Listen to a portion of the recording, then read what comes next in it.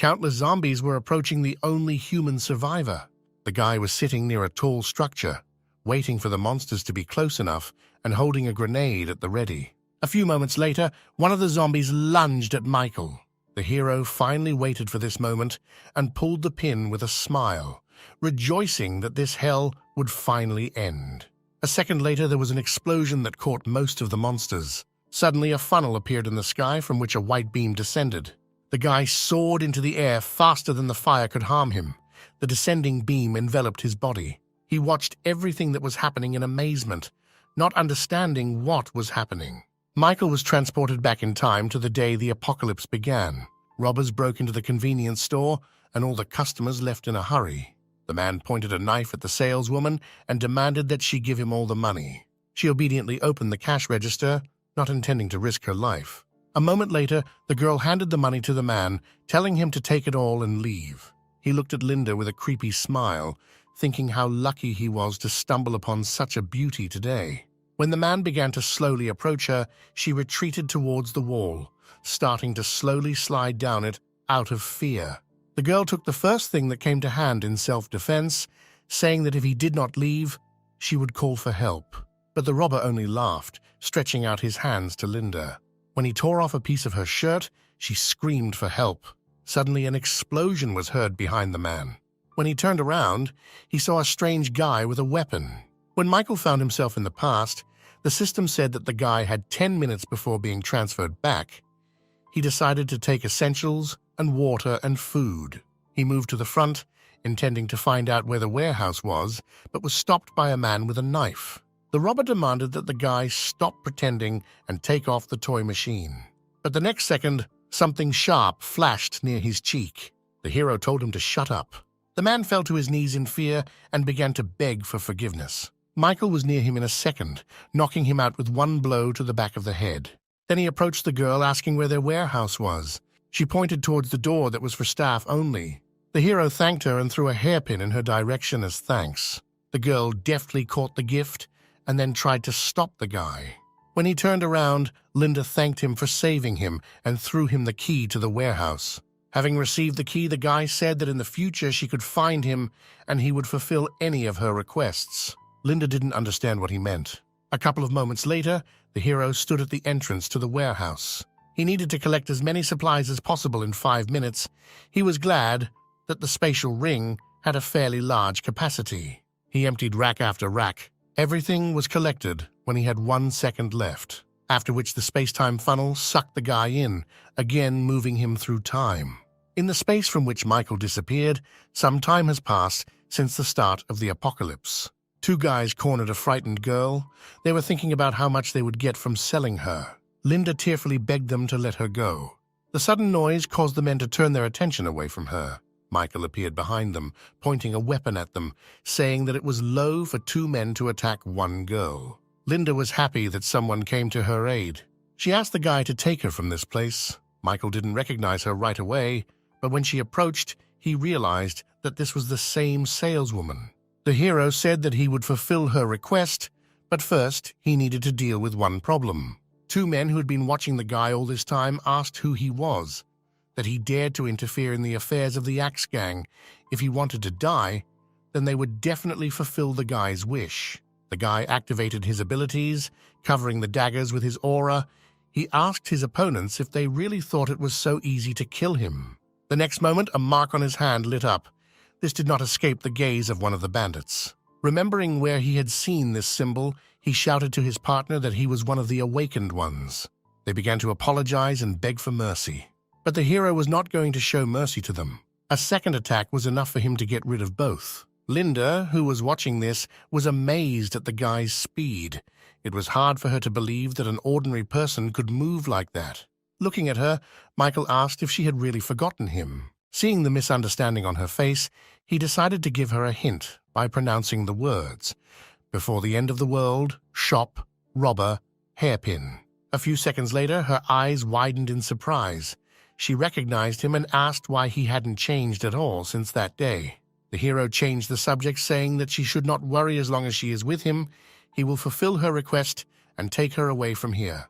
She suddenly asked Michael to save her boyfriend from the Axe Gang, saying that they had been hunting the couple for a long time. Michael turned around and said that he only promised her one favor. Then he added that he was 100% sure that her boyfriend sold her. Suddenly the hero heard voices from around the corner. Robbers from the Axe Gang came out to them. The girl immediately noticed her boyfriend among them. She ran towards them, trying to find out if he was okay. The guy turned to the leader, saying that she was his girlfriend and could be sold at a profit. Linda was shocked by her lover's words. She hoped that he was joking with her in a similar way. But the leader told her that her boyfriend was absolutely serious. He sold her to them for a bag of bread. She said with tears in her eyes that this couldn't be true. He couldn't betray her. They loved each other. Noah said that he was only pretending so that he could sell her profitably in the future, but he never loved her. The girl was hurt by the words she heard. She blamed herself for being blinded by love for several years and not noticing many obvious things. The gang leader began to approach her, saying that he could comfort her. Suddenly, Michael blocked his way, saying that he was not interested in all the details of their relationship, but he promised this girl to take her far away from this place and ensure safety. One of the bandits' subordinates took out an axe and began to threaten the hero. But the next second, this daredevil fell to the ground with a dagger pierced through his neck. After this, the hero said that if they did not leave, he would kill them all. The bandits were talking among themselves that this guy was awakened and they didn't have a single chance against him. Suddenly, the leader showed his abilities, saying that the guy is not the only one awakened here. He told the hero to give him the girl, then he would let him go without causing much harm. Crying, Linda told her savior to leave her here. She didn't want him to get hurt because of her. Michael turned around and replied that he always keeps his promises. After that, he took out his blade, preparing to attack the enemy. The leader, seeing the confident guy in front of him, said that he underestimated his abilities. Without listening to the end of the man's idle chatter, Michael attacked the enemy. The man did not expect that he could be defeated with just one blow. The girl felt joy mixed with surprise, watching how easily Michael dealt with his opponent. After this, the hero looked bloodthirsty at the rest of the gang, saying that now it was their turn. They began to back away, begging Michael for mercy. But unfortunately for them, the guy was deaf to their pleas, sliding between his victims with lightning speed. He took their lives with one action. Only Noah survived. He began to apologize for his mistake, asking not to kill him. Michael looked at Linda, saying that he will do as she decides. The girl said that he saved her once, so he should save his life, but she never wants to see her former lover again. Noah was grateful to her, saying that he would not approach her again, after which he ran to the other end of the alley. The hero who watched this thought that he had seen a lot of things during the apocalypse. This person could cause a lot of problems in the future, so he decided to leave a mark on it. The well-aimed shot reached its target, and the man felt a sudden pain in his back. When Linda asked what he did, the hero replied that he did not kill him, but only released several rays of air energy into his body. The next moment, a yellow firefly appeared in front of him. The guy did not understand what it was. The moment the guy grabbed him, the system congratulated him on his second level of awakening. He was glad that his strength had increased. He understood that there were still many mysteries in this world, and he needed to assemble a team and return to the research institute from which his time travel began. Linda noticed that something was happening with the guy and asked if everything was okay with him. He replied that everything was fine, and since she was safe now, she could go. He had a couple of things left to do. When the guy moved forward, she stopped him, asking him to take her with him, arguing that she could help him. The hero asked how she was going to help him. The girl replied that she did not have superpowers, but she could offer another way, after which she began to take off her dress. The hero was surprised by her actions and fell out of reality for a few seconds. After pulling himself together, he approached her and told her to follow him. Sometime later, they came out onto a crowded street. Linda asked what this place was, because she had never been to this part of the city. The hero replied that this area is a paradise for the rich and hell for the poor. You can buy anything here. When the girl asked where they were going, he pointed to a tall building in front of them with an auction sign. There were a lot of people in the auction house served by girls in bunny costumes. Once inside, the girl asked what they were doing here. She felt uncomfortable being here. The guy reassured her, saying that only here they could fully replenish supplies. The hero approached the standing staff, asking to be taken to the auction room. The girls looked arrogantly at the approaching guy, coming to the conclusion that this was another poor man intending to sell his girlfriend. One of them said that they could not take him where he wanted. After that, the guy took out 3 chocolates, after which he repeated his request. The waitresses began to hang on to Michael during breaks, listing all their advantages. To their surprise, he pointed to the girl standing calmly behind them. The hero approached her that she could do him a favor for a reward in the form of chocolate. He asked to take his companion to the shower and give him new clothes. She agreed without hesitation, thanking the guy for choosing her. Linda said it would cost her too much and she didn't need it. But Michael interrupted the girl, saying that his people should wear and use only the best. His words resonated pleasantly in the girl's heart. She was flattered that he considered her his man, and she agreed. Sometime later, the couple was in the auction room. The presenter presented the first slot, a pair of mutated zombies that can compare with the awakened ones of the first level. The starting price was announced at 1,000 rounds. Linda was surprised that they were selling something like that here. Michael explained that the crystals in the brains of mutated zombies can awaken or enhance the powers of a normal person. Meanwhile, the presenter moved on to announce the next lot. A truck appeared on the stage that could withstand attacks from awakened people of the 3rd level. In addition, it could accommodate about 20 people, and its power was 800 horsepower. The hero realized that this was exactly what he needed to survive outside the city. A fierce struggle for this lot began in the hall. Suddenly, one person appeared who made everyone pay attention to him. The man said that this truck would be his. He was offering 2 million rounds of ammunition. There was no one in the room who wanted to compete with such an influential figure as the boss of the Berserker group. Nicholas walked up to the stage, telling the girl there to announce the results of the auction, who immediately declared him the owner of this slot. But she is suddenly interrupted, saying that the auction is not over. The man turned around to see this madman. Michael said he was offering 3 million rounds of ammunition. Nicholas asked the boy who he was that dared to stand in his way. The hero replied that the man's group could not afford such a high price. It would greatly affect their supplies. In response to his statement, Nicholas said that he was betting 3,100,000 rounds of ammunition. Michael upped the bet to 4 million. The man tried not to give in to the boy until the very end, but when he announced 6 million, his entourage began to try to stop Nicholas, realizing that this was not a feasible amount for them. This made him even more angry. He couldn't lose to this guy so easily. The next moment, Nicholas headed towards the old man sitting at a distance, who is the creator of the truck. He said that the Berserkers would fulfill any order if he sold the truck to him. The master thought this offer was good. He had heard about the power of this group, so he agreed to the deal. After that, Nicholas, pleased with himself, turned to Michael, saying that he had won. The hero decided to use the same strategy as his opponent. He approached the old man, saying that he had something that might interest him, after which he showed him the box. When he looked at it, the master was very surprised. The guy said it was a limited edition idol figurine that was discontinued 30 years ago. Nicholas laughed at him, saying that something like that could not interest the master. The man did not pay attention to the distracting conversations in the hall. He could not believe that what he had dreamed of from a young age could finally be in his hands. He asked if the hero had any more figures. Michael smiled as he placed a few more boxes on the floor. The old man looked at it all happily, saying that he would exchange the truck for these figures. After his words, Nicholas recovered from the shock, saying that he could pay more. The master apologized, explaining that nothing could compare in value to the beautiful idols of the past. Everyone in the room was amazed that he exchanged the armored truck for ordinary dolls. Meanwhile, the old man approached the hero, smilingly saying that he had a promising future. Nicholas told his subordinates to prepare an ambush at the exit of the auction house.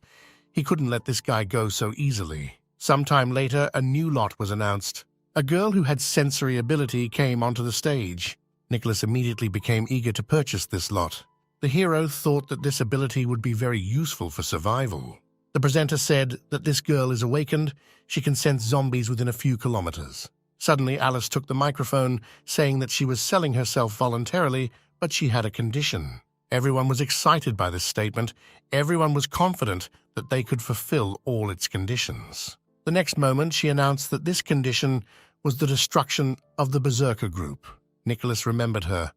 The girl was part of a group of hawks that managed to elude them. After his words, One of those present recalled that relatively recently, the berserkers ambushed the Hawks and destroyed almost everyone, with the exception of the escaped girl. The presenter realized that at this rate she would not receive anything, and it was time for her to take control of the situation.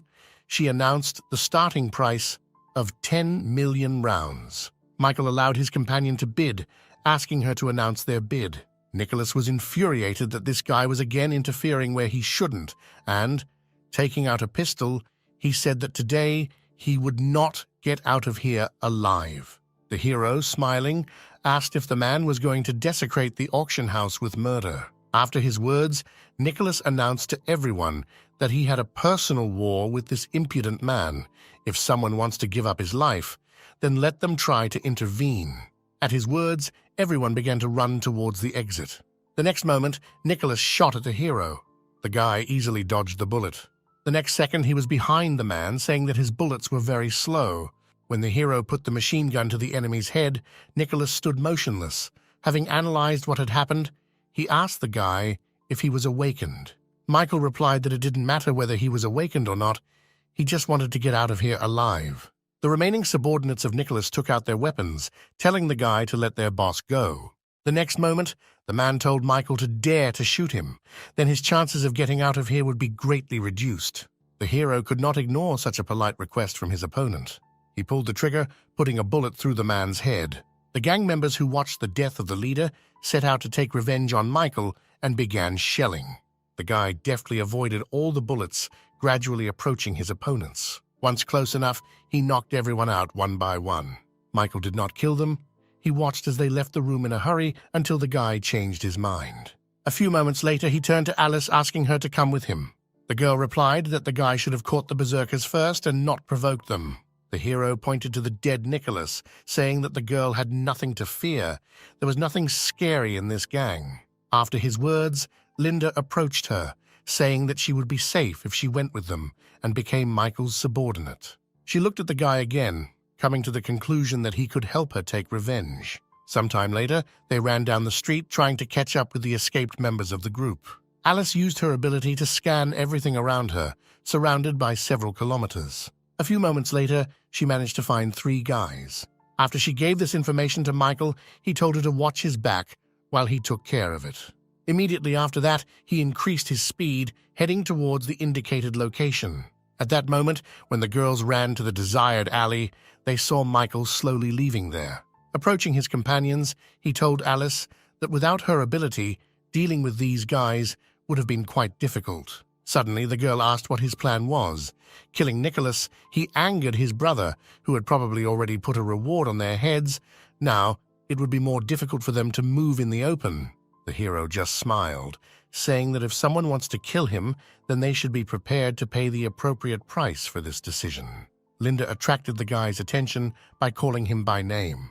When he asked what was the matter, she said that her ex had recently asked her to meet with him. He wanted to apologize again, but the girl did not want to go to this meeting. Michael said that this was a great opportunity. She had to go. The hero simply could not miss the chance to get rid of such an annoying person. After explaining the plan to his companions for some time, he said that he would give Alice several useful things, and later she would go and hide them in the place they had appointed. Meanwhile, at the Berserker headquarters, the second leader was torn with rage. He could not understand how people from such a strong group could not even lay a finger on only 3 people. Suddenly, one of the subordinates came out in front with an unknown guy, saying that he had brought someone who knew a great way to lure out their target. Jack examined the standing boy. He looked too unreliable, and his body was terribly weak. The man doubted that he could be of any use. The next moment, Noah reported that the guy who killed Jack's brother had now teamed up with his ex. He managed to arrange a meeting with her. Michael would definitely be somewhere nearby at this moment. The leader said that he would believe him, but if his plan failed, then he should be prepared to say goodbye to his life. But if successful, he promised the guy 5 packs of instant noodles. Hearing about the promised reward, Noah said that he would not let him down and that he could be counted on. The next morning, Linda and Michael met with her ex. She asked why he asked her to meet. The guy began to apologize, saying that he realized all his past mistakes and asked her for a chance to start over. Linda took a few steps away from him, saying that she had said everything clearly last time. After her words, Noah laughed, saying that if it was because of this guy behind her back, then she need not be afraid anymore. He will die today. Immediately after his words, a gang of berserkers came out to them. Noah shouted to the leader that their plan was a success. Linda realized that she was being used again for their own dirty purposes. Noah admitted that it was quite easy to pull off, knowing the girl's soft and trouble-free character. She began to apologize to Michael, saying that because of her they had fallen into a trap, but the guy reassured her by saying that this was exactly what he was counting on when he gave approval for this meeting. He said that this was a great opportunity. If not for her, they would not have been able to bring them all together. Jack mocked the hero. It seemed to him that the guy was too arrogant, saying that he would get rid of them all alone. But the guy said that he did not come here empty-handed, after which he gave the command to Alice. The next second, an explosion was heard in the place where his opponents stood. Jack realized they were in an ambush and ordered his men to leave immediately. Michael wondered where the man intended to go if explosions were happening everywhere. Immediately after his words, several more explosions were heard. Noah stood to the side and watched in disbelief. Michael turned his attention to the guy backing away, saying that his story had come to an end. Noah sank to the ground, begging the hero not to kill him. Seeing that there was no reaction on the hero's face to his pleas, he turned to Linda, hoping that she could stand up for him. He crawled on his knees to the girl, asking her to help him in memory of their relationship. Watching Linda's reaction, Noah was fully confident that she would agree. A few seconds later, the girl plunged a knife into her ex-boyfriend's stomach, wishing him to burn in hell. Linda said that he was right, and that before she was too soft and allowed herself to be used, thanks to him she managed to change. After that, Michael said that now it was time for them to leave here. Jack, who came out of the fire, asked where they were going to go, with one unfinished business. The hero was surprised when he realized that the man standing in front of him was a third level awakened. The next moment, he rushed at Michael. The man was a couple of steps away from his goal when he was hit by a suddenly appearing truck. After Alice stopped near her friends, the guy said that she was on time like never before. After everyone got into the car, Michael said that the noise they made today would attract a lot of dangerous people. They better get as far away from here as possible. When they pulled out onto a nearby street, they had already been watched for some time. One of the groups that set out to capture these three was already preparing their plan. Alice noticed the surveillance and began to rush along the crowded street in an attempt to break away from the tail. But Jack was actively catching up with them in his car, not sparing anyone who got in his way. Immediately behind him were the leaders of the two best groups in the city. Alice told Michael that there were trucks at the nearest intersection that would block their path. The hero commanded the girl to speed up and drive towards the main gate of the city. They rushed at full speed, not paying attention to the people they got in their way. Approaching the gate, the girl said that they would not be able to break through it. It was made of thin steel plates. But the guy convinced her otherwise, telling her to trust him. During the auction, he overheard that a group of berserkers were involved in the production of this gate, and the steel plate that was given to them was replaced with some wooden panels. Alice decided to listen to the guy's words and warned them to be ready for the blow. Residents who realized what exactly these madmen were going to do fled as far as possible from this place, saving their lives. As Jack approached, he began to worry that they might know the secret of this gate. He tried to reassure himself with the fact that those to whom she was known besides him were no longer alive for a long time. The hero calmly waited, and Linda, sitting next to her, was already preparing for death, but she was glad that if they died, Michael would be next to her. A couple of moments later, he ordered the girl behind the wheel to begin firing from the cannons with which the truck was equipped. The next second, several shells flew into the gate. When they reached their target, there was a strong explosion, which caused cracks to appear on the massive doors. The truck burst through the flames and in the next second found itself outside the city. Alice could hardly believe that their plan had worked and that they were alive.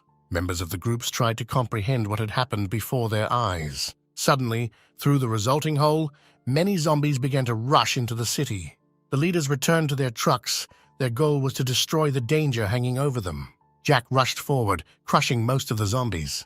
Meanwhile, Michael's team also destroyed the monsters that came their way. Linda was worried that there were many ordinary people in the city who would not be able to stand up for themselves, but the hero reassured her by saying that high-level zombies outside the city were regularly destroyed, and ordinary ones would not be able to cause any harm.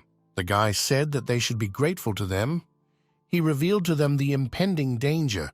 Sooner or later, the zombies would be able to get inside. When he pulled out the bloody clothes, the girl asked what he was going to do with it. He tore the fabric into shreds, saying that he had one crazy plan. Immediately after this, he threw the pieces of cloth outside, and, at the smell of blood, the zombies immediately ran to the truck. The next second, Linda turned sharply and crushed them all. Jack's team, which was pursuing them, spotted their target from afar. The chief was informed that Michael's truck had stopped moving and they seemed to be out of fuel. Jack was pleased with this news. Meanwhile, Michael sat in his truck and waited for his pursuers to approach. When the arrivals began to get out of the trucks, the hero said that he had already waited for them. The group members were glad that their goal itself came into their hands. Jack said they were surrounded, and the guy had nowhere to run. Michael stood up from his seat, saying that he thought completely differently. The leader laughed at his words. He believed that the boy had become crazy by declaring such things. Afterwards, he told the hero that this time he would not fall for his trick. He had brought special awakened ones with him. They were not afraid of bombs. Michael praised the man for thinking enough to check the area for traps. He pointed away from them, saying that there was one thing he had not foreseen. Members of the group began to turn around, hearing strange sounds behind them. A crowd of zombies was approaching them from all sides. They realized that they had fallen into another trap, but this time their chances of survival were much lower. The men began shooting at the monsters, trying to stop their invasion. Jack asked if the guy had lured them here on purpose after spreading the smell of blood throughout the area. The guy confirmed his thoughts, saying that during the explosion he picked up several things of the man's dead comrades. The leader called him crazy, after which he turned around and ordered his subordinates to get out of here. The next moment, the hero attacked the enemy who had turned away. The man managed to block the attack with his weapon at the last second. After that, they leaned back in different directions. The leader asked what the guy was thinking about. If there are even more undead, then they will not leave here alive. Michael replied that he didn't care. He promised Alice to destroy the berserkers, so he will fulfill his promise at any cost. The girl sitting in the car began to cry when she heard the hero's words. Linda, who was nearby, said that they were very lucky to meet such a person as him. Meanwhile, Jack ordered his guys to clear the way while he finished off Michael. His deputy immediately got into the car, following the instructions. Several cars moved forward, shooting all the zombies. John said that his guys, with the firepower of the trucks, would be enough to break through. The guy made a big mistake by missing his chance to escape. Michael agreed with him, saying that he does have a lot of people at the moment. After that, he gave the command to Alice. She immediately pressed the activation button on the truck. A couple of seconds later, shells were flying towards Jack's team. Looking at this, the man ordered everyone to hide behind the trucks. Michael was again one step ahead of him. The hero said that these were not all the surprises he had prepared. The next moment, something exploded in the air and a strange liquid poured onto the group. They couldn't figure out what it was. It just had a disgusting smell. Suddenly, Jack realized that it was sewage waste. Michael confirmed his guess, saying that there were some substances there whose smell greatly stimulated the ferocity of the undead. The guy was enjoying complete control of the situation. He informed them that being dangerously close to hundreds of zombies under the influence of this smell, they would die. Confirming the words of the hero, the zombies became more aggressive, and the men could not concentrate due to the stench surrounding them. A few moments later, the group members were defeated by the undead. Jack could only watch in horror as his comrades died. Alice, who came up from behind, said that now he understands what it's like to lose all your loved ones and not be able to help in any way. The man was filled with rage and was about to attack the girl. He vowed to kill her even at the cost of his life. Michael arrived in time and pushed his friend back, telling Jack that he was his opponent, not her. The hero held back the enemy's furious attack, the efforts of the dagger with his aura. The guy said that as long as he was here, the man didn't even have to try to touch any of his people. After his words, Jack transferred his attack to the ground, saying that in this case, he would first get rid of the boy. Michael managed to assess his abilities, and he decided that he needed to be more careful in this battle. The girls ran up to the hero and asked if everything was okay with him and whether they should prepare to retreat. Their words angered the leader. He asked where they intended to retreat. He couldn't let the man who had destroyed all his comrades get away with impunity. The man used one of his strongest attacks, launching a powerful wave of fire. Michael and the girls barely managed to avoid a direct hit. The next moment, he jumped on their car. Jack was not pleased that the enemy remained unharmed. He asked if he could also avoid his subsequent attacks. The hero replied that he was not going to run away all the time. He promised to get rid of all members of the group. The girls began to dissuade the guy from such a rash action. It was obvious that he would not be able to stand up to Jack. The hero turned to them, smiling, saying that everything would be fine with him, he would be able to win. Immediately after that, he jumped from the truck towards his opponent. The man was glad that his opponent had willingly stepped into the arms of death. He was ready to attack at any moment. When the hero approached a sufficient distance, Jack repeated his previous attack. To his surprise, the flame passed through the guy and he himself began to fade. The man realized that it was an illusion technique, but it was too late. The next second, Michael stood behind his opponent. He plunged the weapon into the leader's body, but a thin layer of protection covered the leader's entire body, preventing the blade from passing further. The hero did not expect that the enemy would have a strengthening ability. John wanted to counterattack, but the guy managed to separate himself to a safe distance. He then asked if his plasma shell was a level 3 ability. The man confirmed his assumption, saying that while he is in the avatar state, his body is covered with a layer of high-temperature flames.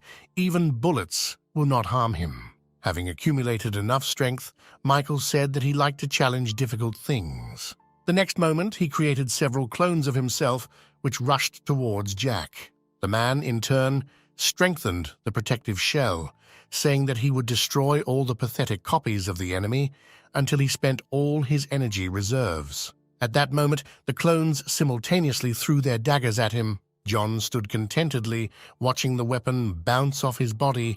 He said that such techniques were useless against him. Linda was very worried. Michael had not managed to strike a single blow during all this time. She did not know how they could help the guy. Alice, standing nearby, said that he should find a weak point and only then attack, in which case he would have a chance to break through the man's defense. The hero had a harder time with this technique, breathing heavily. He said that he underestimated Jack. He has an amazing ability. The leader laughed, saying that until his flame goes out, the guy is powerless in front of him. After his words, Michael noticed that the enemy's flame began to fade. The leader thought that the guy was trying to joke like this. It was impossible for his flame to go out. Suddenly, Jack felt that something was wrong. Examining his body, he saw that his protective layer had disappeared. Looking at the enemy's incomprehensible face, the guy explained that to maintain his flame, a man needs oxygen, and by a lucky chance, the guy's ability is connected with air. All this time, he removed oxygen from certain areas, deactivating Jack's skill. It was difficult for the leader to believe that some kid was able to deceive him without making much effort. A moment later, Michael cut his opponent's throat, ending the drawn-out battle. Linda was glad that the hero won without receiving much damage. And Alice sank to the floor. Tears of joy filled her eyes. Revenge for her comrades was accomplished. Now she can live without this burden. Suddenly, a golden light reached out from the leader's dead body towards Michael. The guy was surprised when he was enveloped in a warm glow. He remembered that this had already happened once. The next moment, the system congratulated him on successfully killing the awakened third level and awarded him 100 evolution points. The hero was glad that his efforts were adequately rewarded. The zombies nearby reminded of themselves. The undead began to flock to the guy. Michael destroyed the zombies that were dangerously close to him. After that, he ordered the girls to retreat in accordance with the previously planned route. After his words, Alice immediately began to climb back into the truck, taking the driver's seat. A moment later, the car moved towards the guy. The girl told the hero to immediately climb onto the truck. The guy didn't think long and deftly jumped onto the car. Once safe, he told Alice to detonate the explosives prepared earlier. The girl took out the remote control and without hesitation pressed the desired button. The next second, many explosions were heard behind them. He threw away the remaining undead that blocked their path using the power of air. One person watched the actions taking place below from the cliff. The girl was interested in the guy who killed the leader of the Berserkers. She was looking forward to their battle. A couple of seconds later, Mina dropped to her knees, aiming her deadly weapon at the truck.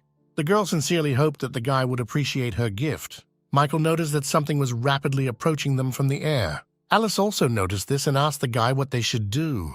The hero told the girls not to worry, he would sort it out. Then he jumped towards the projectile. Linda, watching this crazy act, could not hold back her tears. She was very afraid for Michael. The hero thought that he was obliged to put an end to all the annoying individuals in order to ensure their safety. The next second, he threw his dagger at the projectile. This action was followed by a large explosion. Linda didn't know if Michael was still alive. The clouds of rising dust obscured her view. Alice tried to understand the situation and understand who could shoot at them. Mina, who was watching, was disappointed that the boy she had pinned her hopes on died so quickly. Suddenly, a dagger flew out of the cloud of dust. The girl didn't even have time to blink when something sharp passed across her cheek. She looked with surprise and confusion at the dagger that was stuck in the stone behind her back. The next moment, Michael appeared in front of Mina, who said that it was too early for her to play with such dangerous toys. The girl was surprised that he was able to survive any attack. Smiling, she said that she liked playing against strong people. After that, she took out 2 pistols, pointing them at the enemy. The hero only watched her with a smile, saying that a weapon of this level was completely useless against him. Activating his technique, he said that the girl should surrender. Mina was angered by his words. She is not one to give up without a fight. A moment later, she began shooting the gun at the guy, intending to kill him. But all the bullets flew to the ground, colliding with the hero's air shield. Noticing that Mina was confused, he took off his shield and rushed towards her. As he approached, he said it was time for the girl to stop before it was too late. She jumped to the side, taking out her special grenade, which would certainly be the last thing the guy saw before he died. To Mina's surprise, Michael moved behind her with lightning speed. When she felt the guy's hands on her, she dropped the grenade out of fear. The hero took advantage of this and deftly picked up such a dangerous thing. The next moment, he said that once her bomb was in his possession, Mina had no chance of winning. The girl smiled at his words, showing the pulled pin in her hand and saying that the guy needs to be more careful. He realized that such a dangerous thing in his hand would explode in the next few moments. The next second, he turned around and threw it as far as possible. Michael noted that this girl was very smart. He couldn't even notice when she pulled this trick. He assumed that Mina was also an awakened one. A couple of seconds later, there was a strong explosion. Despite the distance, the power of this bomb was enough to hook Michael and Mina. The girl sat on the ground, recovering from what had happened. Suddenly, the girl saw a blade pointed at her. When she raised her head, she saw a smiling guy, saying that it was useless to teach her intelligence. It would be easier to kill her. She informed him that as soon as her heart stopped, the bomb implanted in her body would explode, turning everything within a 30-kilometer radius into a huge crater. After her words, the hero remembered that he had heard about one bounty hunter. She had an amazing ability to greatly enhance firearms. It is not difficult to guess that this is the same girl in front of him now. Michael thought it would be great if she joined his team. Mina noticed the doubt on her opponent's face and said that if he was afraid of dying, then he had better let her go. Unexpectedly for the girl, the guy asked if she wanted to join him. He had a lot of babes that might interest her. He's heard a lot about how she's just a weapons maniac, so there shouldn't be any problems persuading her to join him. Hearing the hero's proposal, Mina misinterpreted what he meant, remembering her past experience when she fell into the hands of perverts. Crawling away from the guy, she indignantly asked how he could offer something like that to an underage girl. She would never join him. Michael was genuinely surprised by her reaction. He assumed that there was some kind of misunderstanding between them. Mina responded indignantly that there was nothing here that she could misunderstand. She said that if it weren't for the guy's abilities, she would have immediately destroyed him, like other types like him. Suddenly, the couple's attention was attracted by screams from somewhere outside. Linda ran up to the guy, excitedly asking if he was okay. A couple of seconds later, Alice joined her, asking a similar question. Mina, who was watching this scene, was amazed by the ideal figures of these girls. Michael watched with pleasure the changes on the gun lover's face. After waiting for a while, he asked her if she still thought that with such stunning partners, he might be interested in a child. Mina was angered by his words. She said with irritation that he should take a closer look. She was no longer a child. After the girl spoke, Alice asked where such a cute child came from here. Linda, in turn, handed Mina the candy, saying that such a little girl must have been very scared. Looking at these two girls, she was forced to admit that she could never compare to them. The hero extended his hand to her, asking if she had changed her mind about his proposal. He could offer her very strong guns. He was confident that he would be able to get her almost any weapon, because the system store had a full variety of them, and with enough points, there would be no problems with this. Mina stood up on her own, saying that she did not believe that the guy could have a decent weapon. He asked her to wait a couple of minutes, facing her incredulous gaze. The hero told the system that he wants to purchase a weapon. The next moment, the system opened the catalog, reporting that the guy now had 100 points, after which she suggested one of the most suitable weapons for him, a rocket launcher called the Dragon. It has a fairly high class and was designed as the best weapon for a single soldier. Michael decided that this rocket launcher was exactly what he needed, so he reached for the buy button. Suddenly, Alice felt something was wrong and turned towards their truck. All the zombies began to move away from their car. Suddenly, loud sounds were heard a few meters away from them, after which dust again rose into the air, blocking their view. A couple of seconds later, through it, the girls saw the outline of a huge figure that was rapidly approaching.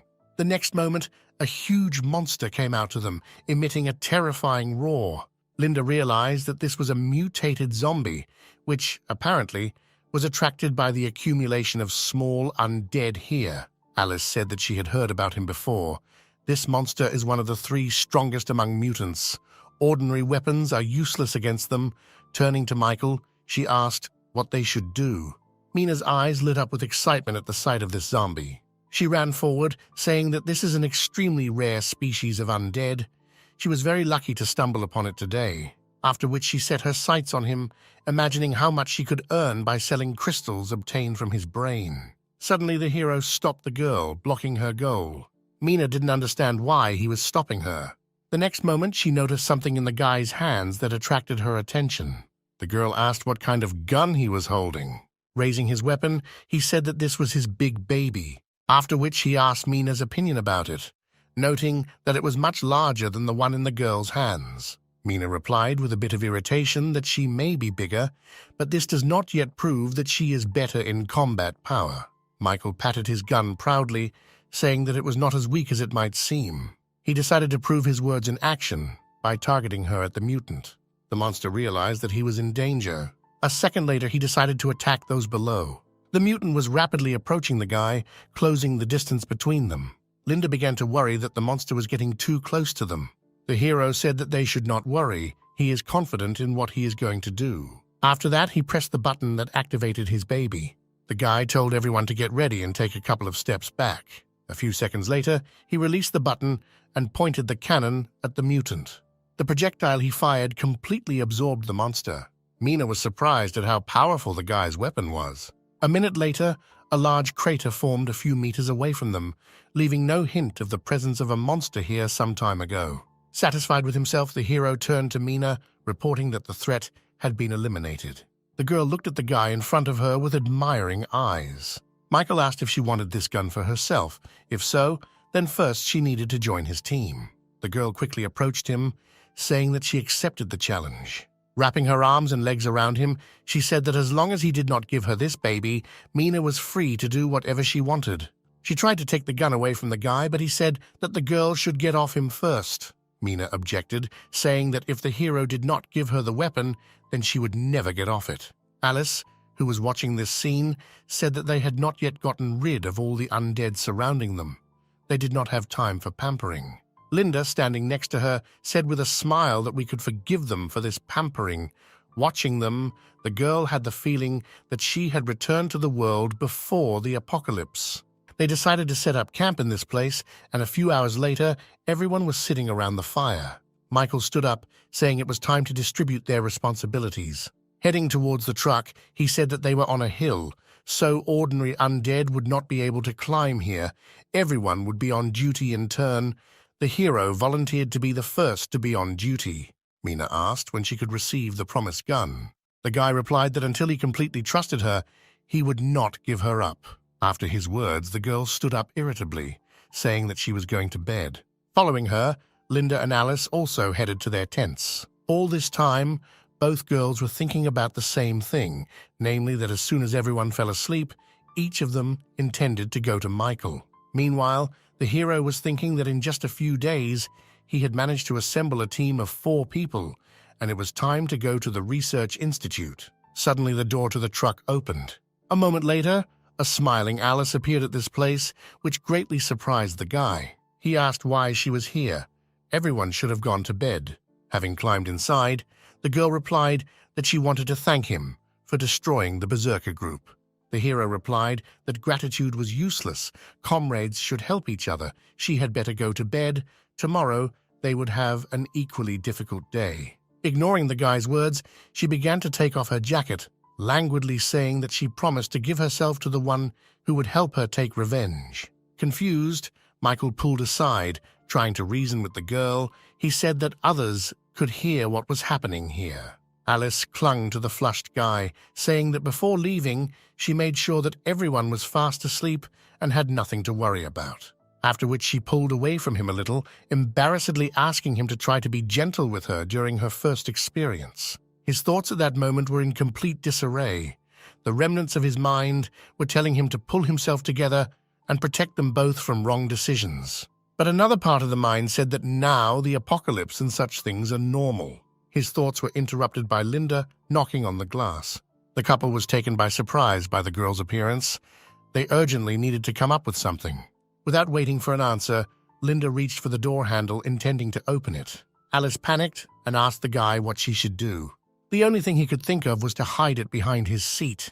The moment Linda opened the door, she saw a sweaty Michael sitting in a strange position. She asked what happened to him. The hero tried to hide his panic behind a smile, saying that it was very stuffy in the car in the evenings. Alice, who was sitting behind, tried not to even breathe, so as not to give herself away. She was interested in why Linda came to Michael at such an hour. The sudden realization that the girl had come for the same purpose as herself made her nervous. The guy said that it was very stuffy in here and suggested moving outside and talking there. He was desperately trying to come up with a plan to allow Alice to slip out of the truck unnoticed. To his surprise, Linda replied that there was no need for that. If they talked outside, they might wake the others. After her words, the guy began to feel nervous again. He noticed that Alice behaved like this for a few moments, but now she is hiding right behind his seat. He cannot allow anything to happen in this situation. Clearing his throat, the hero said that now was not the best time or place for this kind of thing. Linda didn't understand what he meant. The next moment, she looked at her clothes and realized that the situation might seem very ambiguous. The girl said with embarrassment that she came to him so that he could help her become awakened. She wants to become stronger, because at the moment, she is the weakest of their team. Hearing her words, Michael breathed a sigh of relief. Alice also couldn't help but exhale a sigh of relief. She was glad that the girl was not interested in the guy in another way. The next moment, to their mutual surprise, Linda approached the hero, saying that if he wants, then she doesn't mind. Michael moved away from the girl as far as the space of the truck would allow him, saying that today was not a good day. Crawling towards him, she said that she thought differently. This was a great opportunity when no one could stop them. The knock on the glass once again frightened Linda. Mina tried to reach out to Michael, hoping that he would open the door for her. The guy himself was at a loss as to what she might need. Linda was worried about what would happen if she was seen here like this. In a panic, she began to look around in search of a place where she could hide. She suddenly froze, announcing that she had found a suitable place. With her words, she made the hearts of the 2 people in the car sink into their heels. Having asked to be covered, she began to climb into the back seats, hoping to hide under them. Michael did not have time to stop her, and the girl finally disappeared from behind. Covering his face with his hand, he began to prepare for what could happen here. His heart was counting down that very moment with a sinking feeling. A couple of seconds later, Mina opened the door, asking what the guy was doing all this time. The girl hoped to use some seduction techniques to get the coveted gun. He looked at her doomedly, saying that now it's all over. There's no point in hiding anything. Mina looked at him blankly, asking what he meant. After this, excited voices were heard from behind. Linda was frightened that someone else was hiding here besides her, and Alice was forced to reveal herself so as not to create panic in her friend. Mina was dumbfounded that both girls had been with Michael all this time. A moment later, she called the guy a pervert. They didn't even try to hide what they were doing. The flushed hero slapped her on the head, saying that she had misunderstood the situation. The girl just looked at him in disbelief. The next morning, they moved on. Michael drove while sitting on the truck while the girls were inside. He didn't feel any discomfort from yesterday's situation, but he couldn't say the same about his companions. Linda was still replaying what happened yesterday in her head. She didn't expect to meet Alice there. Mina broke the awkward silence, saying that she had not expected that Michael would have so much strength to cope with two at once. Alice, flushed, said that the girl understood everything wrong. Linda confirmed her words, saying that nothing ever happened between them. Mina said that there was no need to be ashamed of this situation.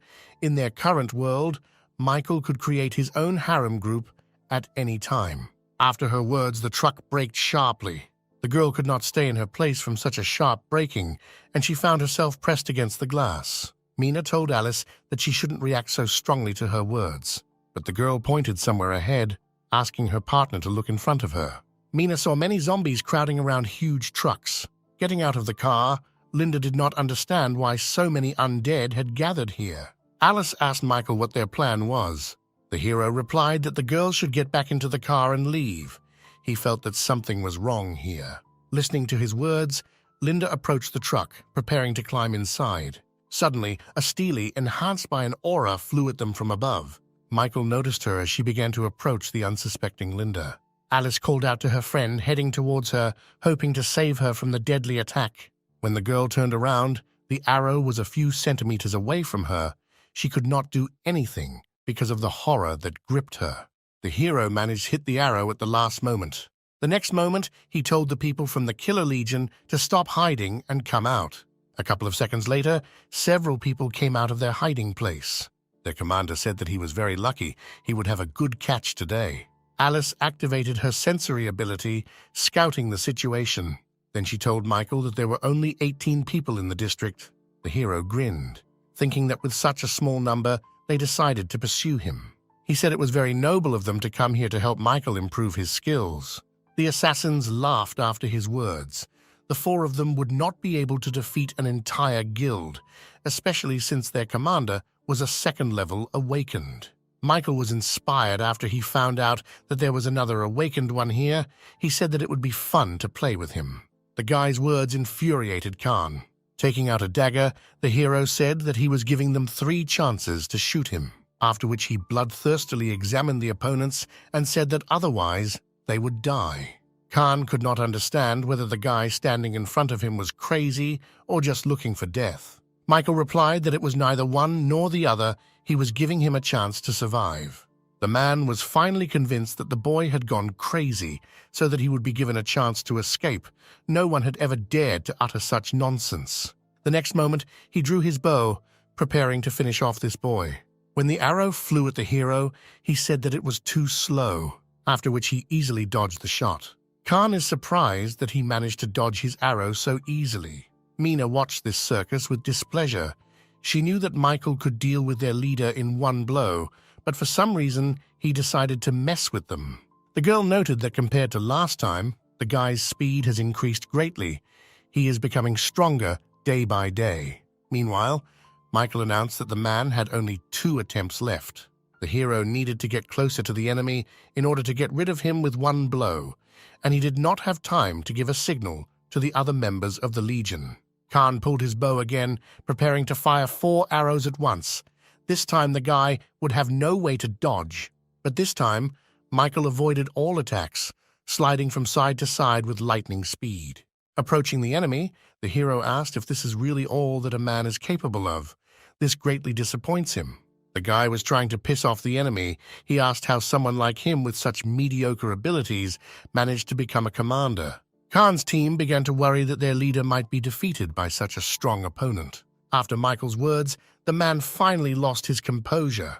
A moment later, he fired dozens of arrows, showing his full strength. The hero did not expect that his opponent would be able to do something like this. Clouds of dust covered the place where the boy stood. The members of the Legion thought that he was doomed from the very beginning. It was stupid to resist their commander. Khan had a hard time with this technique. After using it, he stood breathing heavily. He was sure that this time Michael did not have the opportunity to dodge. When the column of dust cleared, everyone expected to see a dead body pierced by arrows, but there was no one there. The next moment, a sharp blade was pointed at the Legion commander's neck. The completely unharmed hero stood behind Khan and smiled.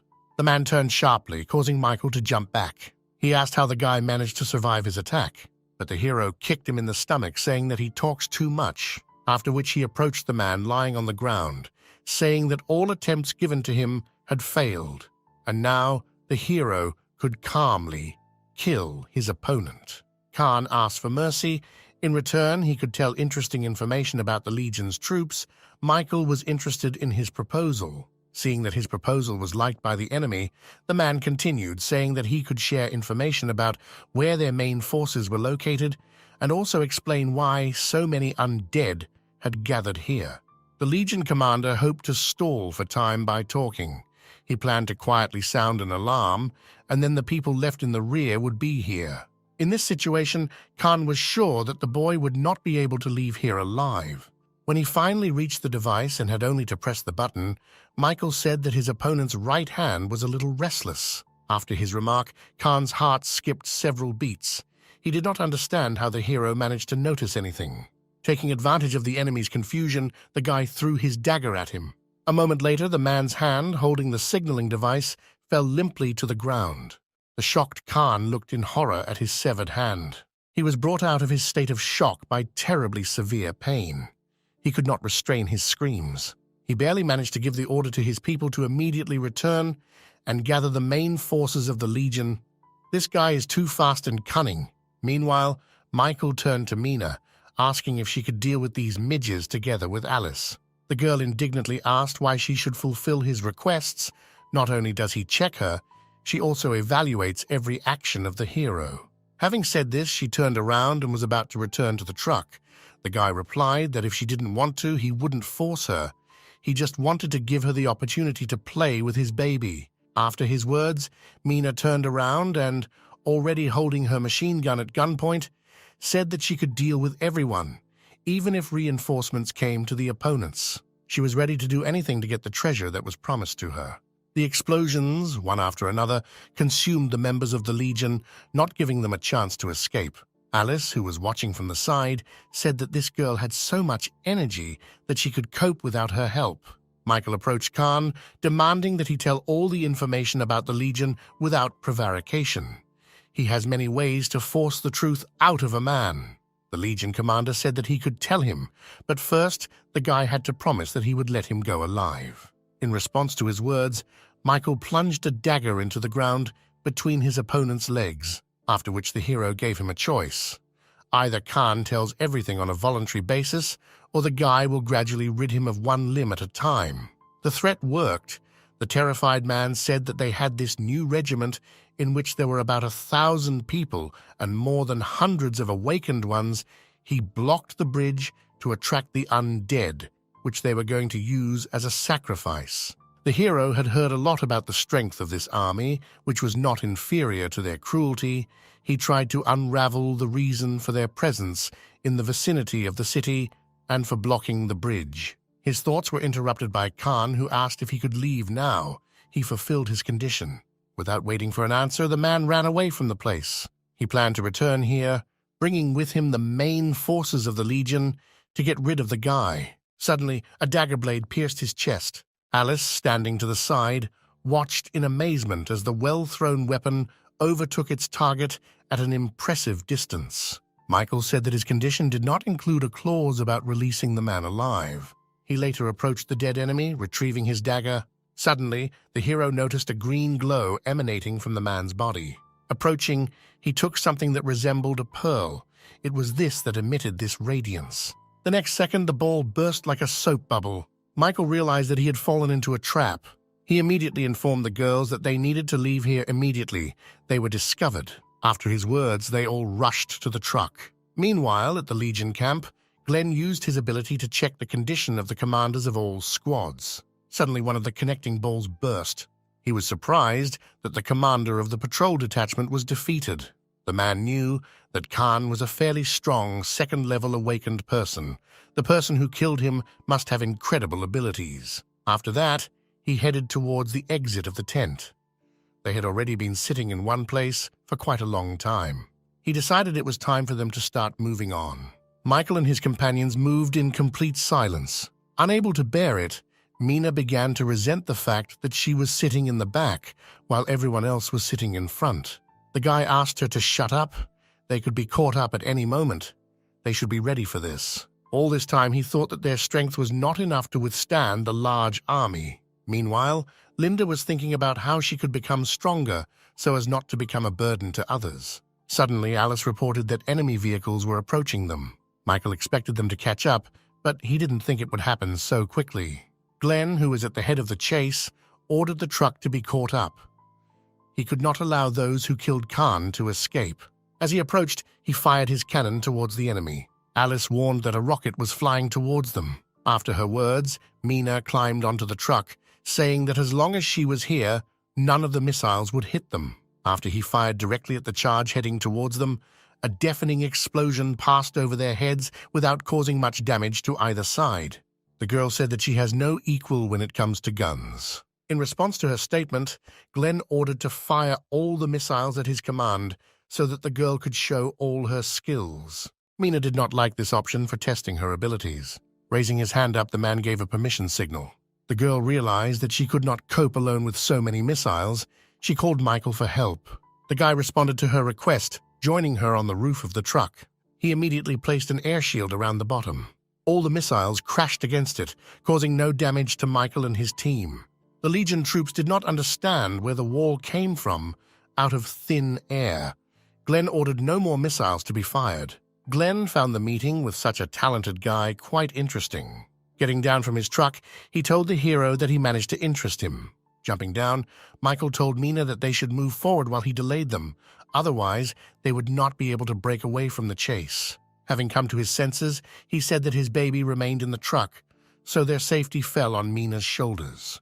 The joyful girl said that he should not worry about it and wished him good luck, after which he disappeared into the car. A moment later, the girls drove away safely. Glenn was furious that the girls they could have gotten away from them just got away from them, and he demanded that the hero bring them back immediately. The subordinate men said that they would take care of this and bring the beauties in the near future. Michael couldn't let that happen. He used the air wall again, blocking the Legion squad's path.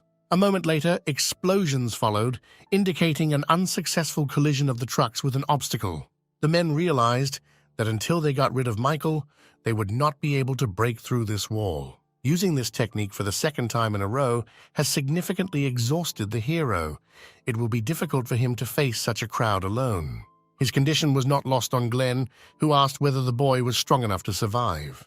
Michael replied that he had enough remaining strength to deal with someone like them. After that, he drew a line between them. Pointing the dagger at the man, he said that whoever crosses this line will die immediately. Lighting a cigar, Glenn said that it sounded creepy, after which he said that his guys could have a little fun with this guy.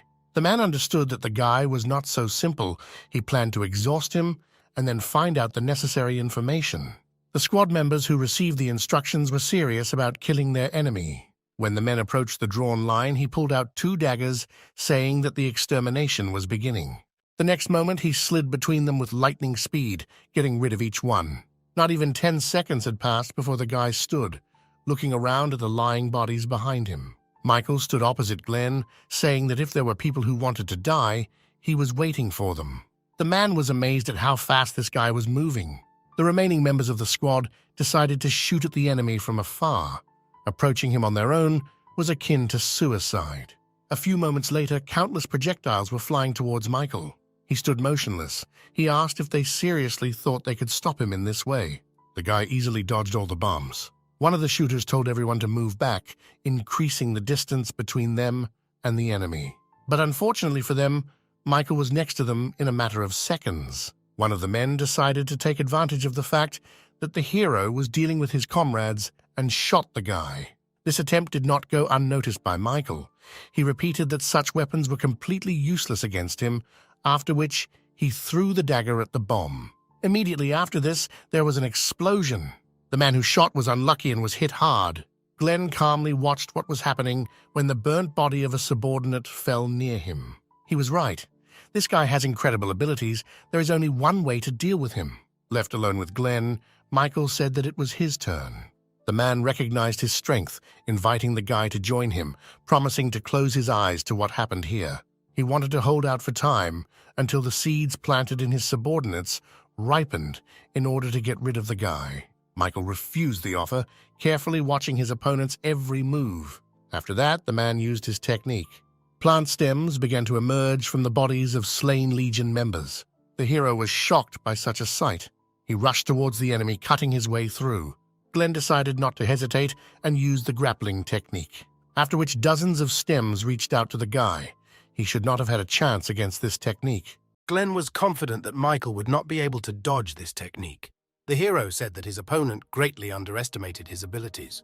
The next second, he used the protective wind barrier, throwing the stems to the sides. Even though Michael's strength was running low, he couldn't afford to die here. Glenn froze in amazement as he watched the boy's barrier surround them. He tried to call his plants inside, but he could not do it. Observing the man's futile attempts, Michael said that his barrier not only repels attacks, but also forms a cage that is capable of isolating the man from his plants. The hero said that his opponent's fate was sealed. Glenn couldn't believe what the guy told him and summoned his plants again. But he failed again. His plants could not get inside. The man began to lose his temper, realizing the situation in which he found himself. He missed the moment when Michael struck him. From the cutting pain, the man fell to his knees, clutching his wound. The hero repeated that on his territory, all the man's efforts were in vain. Glenn replied that the boy couldn't kill him. He explained that if Michael got rid of him, then all his girlfriends would go to hell with him. The hero said that the man's bluff won't work on him because the girls are safe. Glenn replied that he sent his men in pursuit, and he himself wanted to detain the guy. His subordinates would easily catch them. Michael replied with a smile that these girls were much stronger than his opponent thought. Meanwhile, a few kilometers from the site of Michael's battle, the truck was surrounded by many craters. The girls managed to fight off their pursuers. Mina was terribly happy to have such an opportunity to have fun. Dissatisfied, Alice called out to her friend through the window to stop laughing throughout the neighborhood. The girl said that 2 more opponents were hiding behind the rock to their left. After Mina dealt with them, the girls could go to Michael. The men hiding nearby heard the girls talking. One of them told his partner to call their leader and ask for help. They waited several seconds until the connection was established. Mina, who was watching them, could not help but smile in anticipation. She decided to reveal herself, saying that they were caught. The shocked men said that they were just passing by here. Their heartbreaking screams could be heard throughout the area. Glenn froze for a moment, listening to the sounds from the walkie-talkie. When screams were heard from there, he told the guy that he could listen to the dying screams of his companions. His words were interrupted by a voice from the walkie-talkie, which reported that all their people were dead, immediately after which the screams began again. Glenn was stunned by what he had just heard. Michael, standing in front of him, smiling, said that these screams were like a delight to his ears. The man brought the walkie-talkie to his face, asking what was going on there. The hero knocked it out of the enemy's hands, holding a dagger to Glenn's neck, saying that now nothing will stop him from getting rid of it. The man asked the guy not to kill him. In return, he would tell everything about the Legion. He heard that someone from the top had entered into a conspiracy with the city of M and wanted to block the bridge. Michael said Glenn should only tell him the truth. He assured the guy that this was true. Before being sent here, he personally saw a man in black enter the office of their leader. It was definitely the manager of the city of M, and they said something about salt and driven pigs. After listening to him, the hero asked in what sense the word pigs was used and how it was related to salt, because salt was always in abundance there and prices were stable. Suddenly, a cloud of dust appeared in the distance from where the calls of the main character could be heard. Linda, looking out of the window, shouted that they had finally returned and asked if he was injured. The hero replied that he was fine. Noticing that his opponent was distracted, Glenn took the opportunity to attack him. Seeing this, Linda warned the guy about the danger.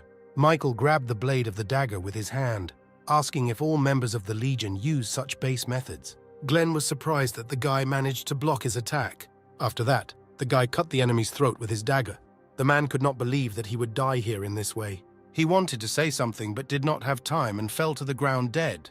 The girls who got out of the truck approached and asked if Michael had any wounds. The hero replied that he was fine, but he had to put in a lot of effort to defeat Glenn.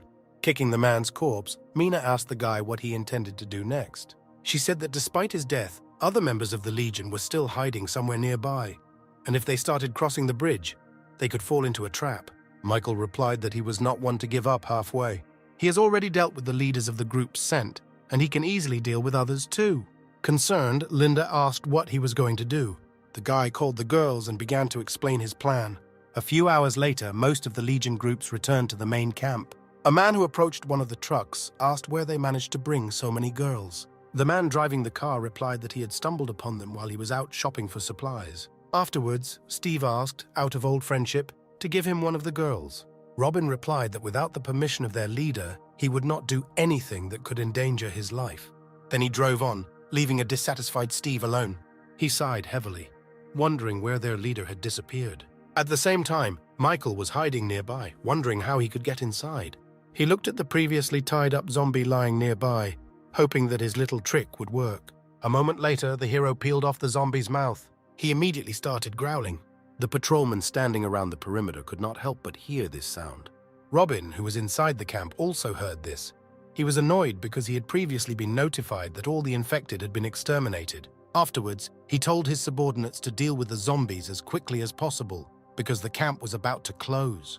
The men immediately rushed to carry out the order. A few minutes later, they found a tied-up zombie. One of them suspected that something was wrong here and suggested returning. Suddenly, Michael's blades were pointed at their necks. The hero apologized to them for the fact that they would no longer be able to return to the camp. After these words, he immediately cut their throats. Robin was attracted by a noise nearby and asked what his subordinates were doing all this time. From behind the mountain, they told him that it was too dark here, and Tim had been bitten. They needed his help. Robin decided that his subordinate could no longer be saved and told the guy to deal with the zombies and his bitten partner himself.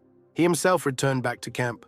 Michael made sure that the people from the Legion had dropped all vigilance. Noticing the approaching figures, he threw the cloak over the body of the dead man. After he came out of his hiding place, pretending to be wounded, the hero said that everyone was killed. Steve approached and was unhappy that they had lost a man to eliminate only one zombie. He told a guy passing by to go wash himself as quickly as possible because he smelled of blood a kilometer away. Michael did not expect that he would be able to deceive these people so easily. A few moments later, the gate to the camp was closed. Dissatisfied, Robin walked out to the group of guys. He said that not so long ago their people were killed by a female killer. If anything else happens today, the leader will rip off their heads. His subordinates assured him that there was no reason to worry, because that woman would not be able to get here. Even if she gets inside, she will fall into a trap. Michael walked slowly, trying to hear as many details as possible. He was interested in the woman about whom the conversation was taking place. He assumed that someone else wanted to destroy the Legion. Meanwhile, one girl watched the camp from a safe distance. She was angry that members of the Legion had kidnapped her friends. The girls who approached her said that everything was ready for their plan. Sometime later, another blonde girl watched the camp. She finally managed to find this place and now nothing can stop her. At some point, she decided that there was no point in waiting anymore and pushed off from the surface on which she was standing. She flew down with the intention of killing all members of the Legion. At the same time, not far from the camp, 3 people made a halt. Mina was unhappy that Michael was messing around with the Legion for so long. Alice replied that he said that they could begin the main actions after the fire started in the camp. They just had to wait for the signal. Linda, who was unloading the car, supported Alice, saying that Michael was taking a lot of risks. So in order not to waste time later, they needed to prepare one necessary thing. In her hands was a box of explosives. After her words, Mina stood up from her seat, saying that she would help her. The girl was excited about the upcoming fireworks display. At this time, the hero walked around the camp exploring everything here. Suddenly, he noticed one guarded tent and decided that this was exactly what he needed. He was sure that the most interesting things would begin in the second half of the night. His thoughts were interrupted by voices coming from the tent behind him. After listening, he made out female voices discussing some kind of plan. Meanwhile, the girls captured earlier tried to escape. One of them managed to get a piece of glass with which she could cut the ropes binding her hands. The other girls hurried her because their salvation depended only on Layla. A few agonizingly long seconds later, she said the rope was about to break. And the next moment, the rope actually broke. Immediately after this, the girl began to free others. At the same moment, Michael approached the entrance, pushing aside the fabric. For a couple of seconds, he froze at the entrance. Linda noticed someone's presence and turned in horror towards the entrance.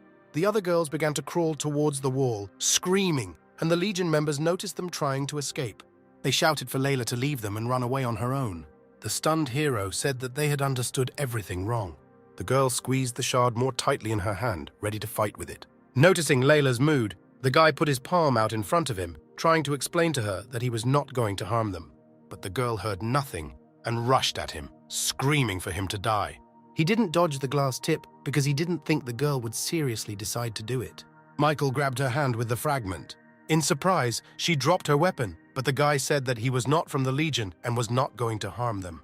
Layla did not believe his words and said that no matter how much he took her for a fool, there was no one except members of the Legion to appear here in the dead of night. She tried to attack him again. The hero had to jump back to dodge. He said that since they did not take his word for it, he would have to prove it in another way.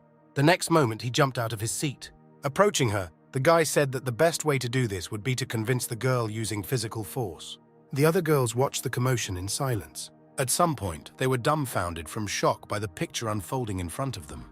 Michael tied Layla up and, slapping her on the hips, said that if he were from the Legion, he would have killed her long ago.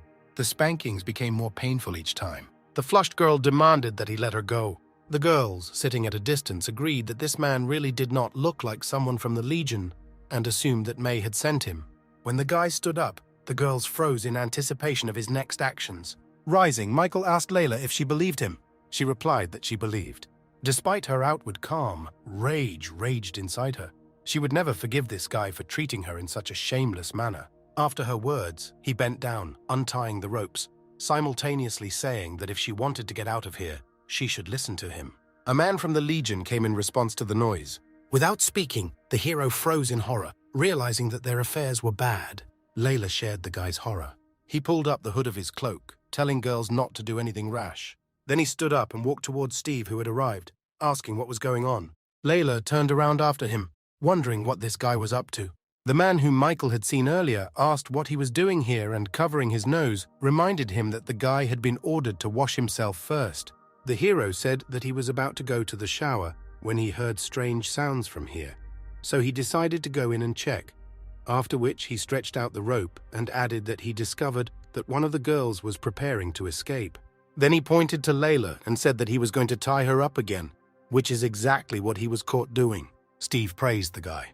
He then turned his attention to the girl, saying that when their boss returned, he would deal with her first. Leaning towards the man, Michael said that it was unknown when their leader would return and suggested that they themselves have fun with her until that time, after which they would say that the girl was accidentally killed during an escape attempt. He seriously thought about the hero's words. When Layla heard this, she thought that the guy had deceived her after all. After weighing all the pros and cons, the smiling man said that the boy's words made sense. After that, Steve headed towards the tied-up girl. The hero was glad that Steve took his hook. Stopping in front of the girl and smiling smugly, he said that very soon she would personally recognize all his skills. With a smile, she looked behind him and asked if he wanted to try out his friend's skills on himself. After her words, Steve turned back in confusion. At the same moment, Michael put the blade of a dagger to his neck, asking what, in his opinion, was stronger, the guy's knife or the man's neck. Without waiting for an answer, the hero cut his neck. The girls watched in amazement as the dead body of one of the Legion members fell in front of them. After that, he again began to untie Layla's ropes, telling them to wait here. As soon as they heard the explosion, they should immediately rush to the exit. Once free, she asked if his main reason for getting here was to save them. Handing her a pistol, the hero replied that the Legion had started an unequal game with him, and he was obliged to put them in their place. Then he turned around and headed for the exit, saying goodbye, that if she got into trouble again, he would not save her. The girl snorted in embarrassment, answering that she did not need his help in the future. Immediately after that, she began to untie the other girls, listening to how heroic the act of the departed guy was. When Layla asked whose side they were on, the dark-haired girl replied that naturally, they would be on the side of their savior. Every now and then she was distracted from their conversations, thinking about whether the hero would succeed, because there were more than 1,000 people in the camp. At the same time, 2 men were patrolling the camp area. They both argued about which of them was more tired. When steps were heard nearby, the men perked up and began to peer towards the stranger, asking who was there. Michael approached and told them the false name of their comrade-in-arms, whom he had killed earlier. Having complained about the burden of carrying out the night watch, he took out a pack of cigarettes, asking if anyone had a lighter. The men also asked him for one when he mentioned that cigarettes help ward off drowsiness. And then a couple of seconds later, his request was fulfilled. The man holding the lighter said that the hero was more handsome than before. Grinning, Michael replied that he had always been handsome. When the man realized that there was a stranger among them, he became furious. But he didn't have time to do anything. The guy cut their necks with lightning speed. Looking around, he was pleased with the work. His plan was approaching the most interesting part. Surrounded a few meters away from him were a dozen dead bodies. Sometime later, he approached the gate, on which there were 2 guards. The hero only had to get rid of them so that others could freely enter inside. Michael approached them using the same script, asking for a lighter. It seemed strange to him that they did not react to him in any way, and he came close to one of them. The guy realized that they were dead when the bodies collapsed to the ground and a pool of blood began to appear near them. As he examined the body, he realized that he was not the only one who had gotten inside. Suddenly, a girl appeared behind him. Approaching him, she told him to be silent. Then she put a knife to his throat, adding that if he started playing tricks, he would die immediately. Without removing the blade, Alicia told him to turn to face her. Michael complied with her request and, raising his hands in a sign of reconciliation, asked who she was. He noted that the girl was very smart and careful because he did not even notice her approach. Alicia replied that first the guy should tell her his name. He asked why on earth he should do this. She looked at him for a few seconds. Then she moved behind him, aiming at his neck, saying that his life was in her hands. But the hero managed to protect his body before the blade pierced his neck and with a smile asked why such thoughts suddenly settled in her head. Noticing the girl's stupor, he jumped away from her to a safe distance. She asked in confusion what awakened ability he had that allowed him to block her attack. Michael replied that this information was of absolutely no use to her, after which he attacked the girl. Alicia dodged his blade, jumping back. Once at a safe distance, she said that they would definitely see each other next time. Immediately after these words, the girl disappeared in a cloud of smoke. Michael reminded himself that his main task was to destroy the camp, so there was no point in chasing after her. He straightened his cloak and turned in a different direction. A few seconds later, an explosion was heard behind him, through which the guy heard the voice of Alicia, who left him such a bright farewell gift. The hero covered his face with his sleeve so as not to inhale smoke. Everyone in the camp perked up and raised the alarm.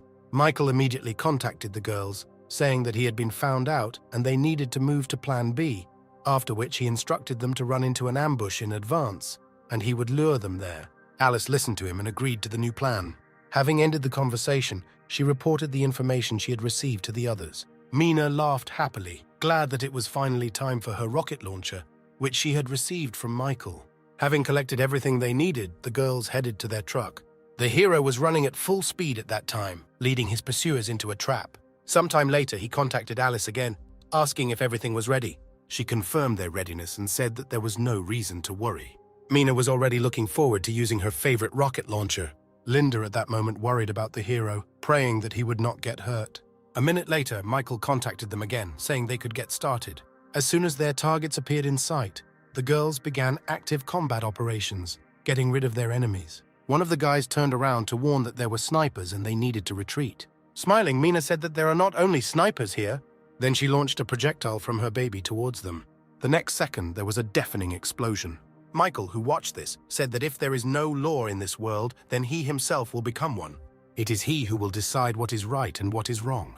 After some time, the hero walked among dead bodies and small craters, left by Mina's weapons. He stopped, distracted by a noise next to him. The happy girl lovingly hugged the rocket launcher, saying that the weapon they were given was the best. On the other hand, Linda approached him and asked if everything was okay with him. He replied that he was fine. Their conversation was interrupted by Alice, reporting that the two managed to escape. Michael replied that they shouldn't worry about it because someone else would take care of them. His words were drowned out by an explosion ahead that caught their attention. Alice watched with confusion, trying to figure out who it could be. Seeing the familiar figure of a girl leading the rescued hostages, the hero told his friend that they were not enemies. Moving closer, Layla thanked the guy for his help earlier and introduced herself, extending her hand in a friendly gesture. Michael nodded and turned around, telling Alice that they needed to get out of here. Layla watched the retreating figures for several seconds. Recovering from her shock, she called out to them. The guy turned around and asked what she needed. The girl started from afar, saying that they had just experienced such horrors, and added that a crowd of zombies, attracted by the explosions, would probably soon arrive here. He asked, looking bored, why he should care about her fears. With an embarrassed face, Layla replied that they were all weak girls and asked if they could stay together with Michael. Rubbing his chin, he asked if she meant that he should take them under his protection. The girl replied that it was only for one night, and at dawn they would leave immediately. The hero shook his head from side to side, saying that he did not agree with her proposal. The girl looked at him in surprise. She expected a completely different answer. Her friends rushed to Layla's defense, accusing the guy of all sorts of sins. Grinning, he asked if the girls really wanted the hero to become their bodyguard for free. The girl was embarrassed again and asked what he wanted in return.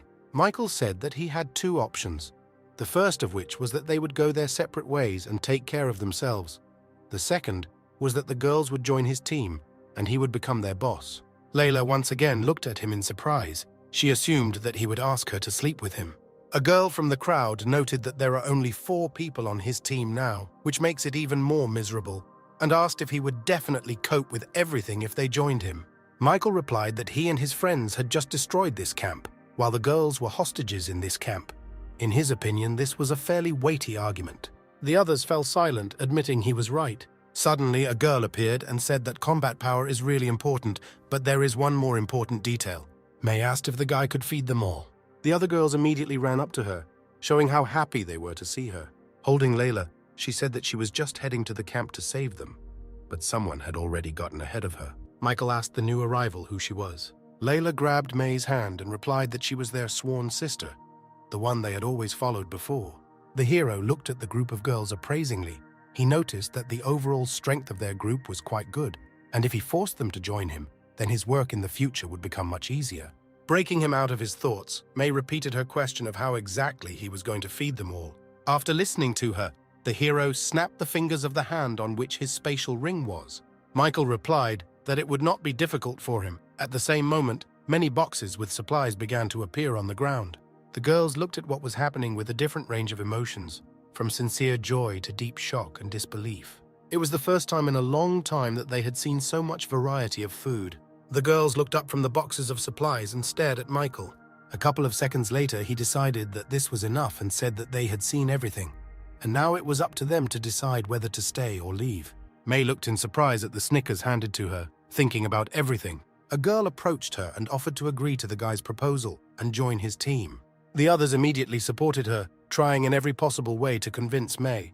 When she could no longer stand among this noise, the girl shouted for everyone to be silent. As soon as her request was fulfilled, she pointed to Michael, stipulating that in addition to all these supplies, each of them should receive 1,000 cartridges every day. He replied that he was ready to give them 2,000 rounds of ammunition, but they must obey him unquestioningly, otherwise he would kick them out. As for supplies, he can guarantee that he will provide them with salt for every meal. The girls will have to work hard to get the rest. May liked his conditions and agreed to join him because not every belle is ready to provide the opportunity to consume salt during every meal. The girls watched with joy as the two leaders shook hands to seal the deal. Some couldn't help but cry with happiness that they no longer had to worry about food and salt. May said that from that point on, the relationship between them was employer and employee, but she warned him not to even think about using any of them for any other purposes of his own. Michael grabbed the girl by the neck and said threateningly that the first thing she should remember is to never talk to him in such a tone. He advised her, instead of worrying about him forcing them to do anything, to observe their behavior and not let them slip inside his tent. May angrily replied that no one on her team would ever do that. Contrary to her words, the girls began to surround him one by one. One of them pressed close to him and asked what kind of girls he was interested in. Even if he already had a girlfriend, she wouldn't mind becoming another one. May, watching this, tried with all her might to maintain at least a shred of self-control. But rage completely overtook her, and she began shouting at the girls, trying to reason with them. Layla approached her and said that she would give them a little freedom. Given the state of things in the changing world, it is unknown how long they will be able to live. May sighed heavily, hoping that she would not regret her decision in the future. The next day, they set up their camp. Linda informed the hero that all supplies had been counted. She then held out her hand with the colorful crystals she had found among the supplies. Michael took one of them, saying that they were full of strong energy, and some of them could even be directly converted into water. Linda said that she had heard that if an ordinary person absorbed some of the energy from it, they could become awakened. Having said this, she asked if she too could become awakened with the help of the crystal. The hero shook his head and replied that the crystals that Linda was holding did not have pure energy and could harm her body, and they should wait a little. The girl lowered her head in disappointment. Michael patted her head soothingly, telling her not to be upset. Afterwards, he said that he would help her become awakened as soon as he found a suitable crystal. Smiling, she replied that she believed him. At that moment, May appeared and said that everyone had already gathered and was waiting for his orders. A moment later, the others appeared behind her and unanimously said that they were ready to carry out any order. Smiling, he told them to be ready to hear his first order. Afterwards, he ordered them to eat well and rest. They clearly didn't expect something like this. But a moment later, the girls were already joyfully shouting praises to their new commander. After some time, everyone was actively preparing food. The girls were looking forward to the moment when they could finally eat delicious food. A dispute flared up between them about what exactly this porridge was made from. A little later, Linda approached them, saying that everything should be ready and they could start eating. After her words, they happily grabbed their plates. One of them nervously touched the lid, slowly removing it. Everyone looked inside at the same time to find out what was inside. They were very surprised when they saw real steamed rice in the pan. The girls almost cried with happiness, because only the mayor of the city could have such a diet. They haven't eaten something like this since before the apocalypse began. The girls threw their plates aside, grabbing the porridge straight from the pan. Linda came up and said that they shouldn't be in such a hurry because now they would bring more dishes and there would be enough food for everyone. One of them looked up from the pan and asked what dishes we were talking about. Smiling, Linda replied that it would definitely be something delicious. The girls began to wonder what it could be. A few minutes later, Mina and Alice appeared, carrying another huge pot of food. Approaching the others, they stopped and finally put the food on the ground. Alice took off the lid, saying that it was boiled cabbage with spices. The girls were surprised that Michael allowed something expensive to be used as spices for them. They hesitated as they looked inside. Mina asked in confusion what they were waiting for, because if the food cools down, it won't be as tasty. After her words, the girls lined up to get their portion of this dish. For Claudia, this dish reminded her of her mother, who loved to cook cabbage rolls with peppers. She barely managed to hold back tears when she spoke about the tragic death of her mother. The other girls looked at her with sympathy. Linda, who was listening, also had tears in her eyes, realizing how much this poor girl had to go through. She couldn't help herself and hugged Claudia, trying to console her. The girl said that from now on they are her new family. Michael, at this time, was watching the camp while sitting near the mountain a little further away, holding a cigarette in his hands. He wondered when the apocalypse would finally end. Several hours later, they arrived again at a bridge overrun with zombies. The hero said that their first goal is to destroy the zombies on this bridge and pass through it. After his words, the girls seemed excited. They were worried because there were so many enemies, and it would be very difficult to fight in such an area. Layla approached and said that they would carry out his order. Deep down, she was sure that it would not be difficult to complete this task together with Michael, who single-handedly dealt with the entire camp. Contrary to her expectations, he said that this time he and the rest of his old group would not participate in the battle, and they would have to deal with all the zombies on their own. The girl looked at him uncertainly and asked the reason for his decision, because if he wasn't there, they wouldn't be able to cope with everyone. Michael didn't let her finish and said that he just wants to see how strong they are without him. He had already given what he promised them. Now it's their turn to prove their worth to him. As he walked past Layla, he continued, saying that if they couldn't even handle that, then there was no point in him keeping the trash around. The girl asked in confusion how he could say such things about them. May, who was standing nearby, interrupted her, saying that Michael was completely right and she shouldn't be hysterical about it. She reminded her that there is no free lunch and everything has a price. Layla sadly lowered her eyes, explaining that the guy's words sounded too rude, and because of this she could not restrain herself. May tapped her on the shoulder and told her that he was a boss who paid her money for what she did, and she shouldn't care how he treated her. Then she shouted that it was just a bunch of dead people that they could easily deal with. Her motivational speech had an effect, and everyone was now filled with determination to go into battle. The girl then pointed to the approaching crowd, telling everyone to follow her. Linda worriedly asked Alice if everything would be all right with these girls. She replied that they did not have much fighting power, and there was a possibility of injury, or even death. Michael, standing to the side, took out another cigarette. Inhaling tobacco smoke, he said that in this world it is impossible not to suffer and not die, so it is better to taste the taste of suffering now than to suffer later. when the entire squad is completely destroyed. Mina, like the guy, lit a cigarette standing next to him and said that he was completely right. This is a world in which countless people die every day. Michael stared at the girl in bewilderment, dropping his cigarette somewhere on the ground. Having come to his senses, he snatched the cigarette from her mouth and said that children should not smoke and she should not copy his bad habits. Mina was angry that he called her a child again. Meanwhile, the girls were actively fighting the monsters. Shots and explosions were heard everywhere. Layla confidently dealt with her enemies, keeping May's words in her head. Michael watched the efforts of his charges from above. May commanded her group to prepare grenades and throw them at the zombies on the front line. They couldn't afford for the zombies to gather together. Linda and Alice, who were watching with him, noticed that there were no losses among them yet and no one was injured.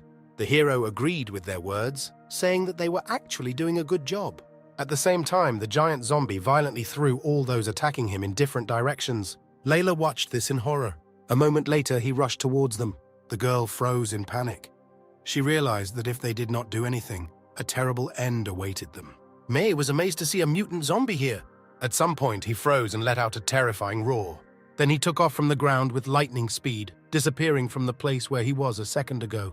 The zombie was intent on attacking its victims.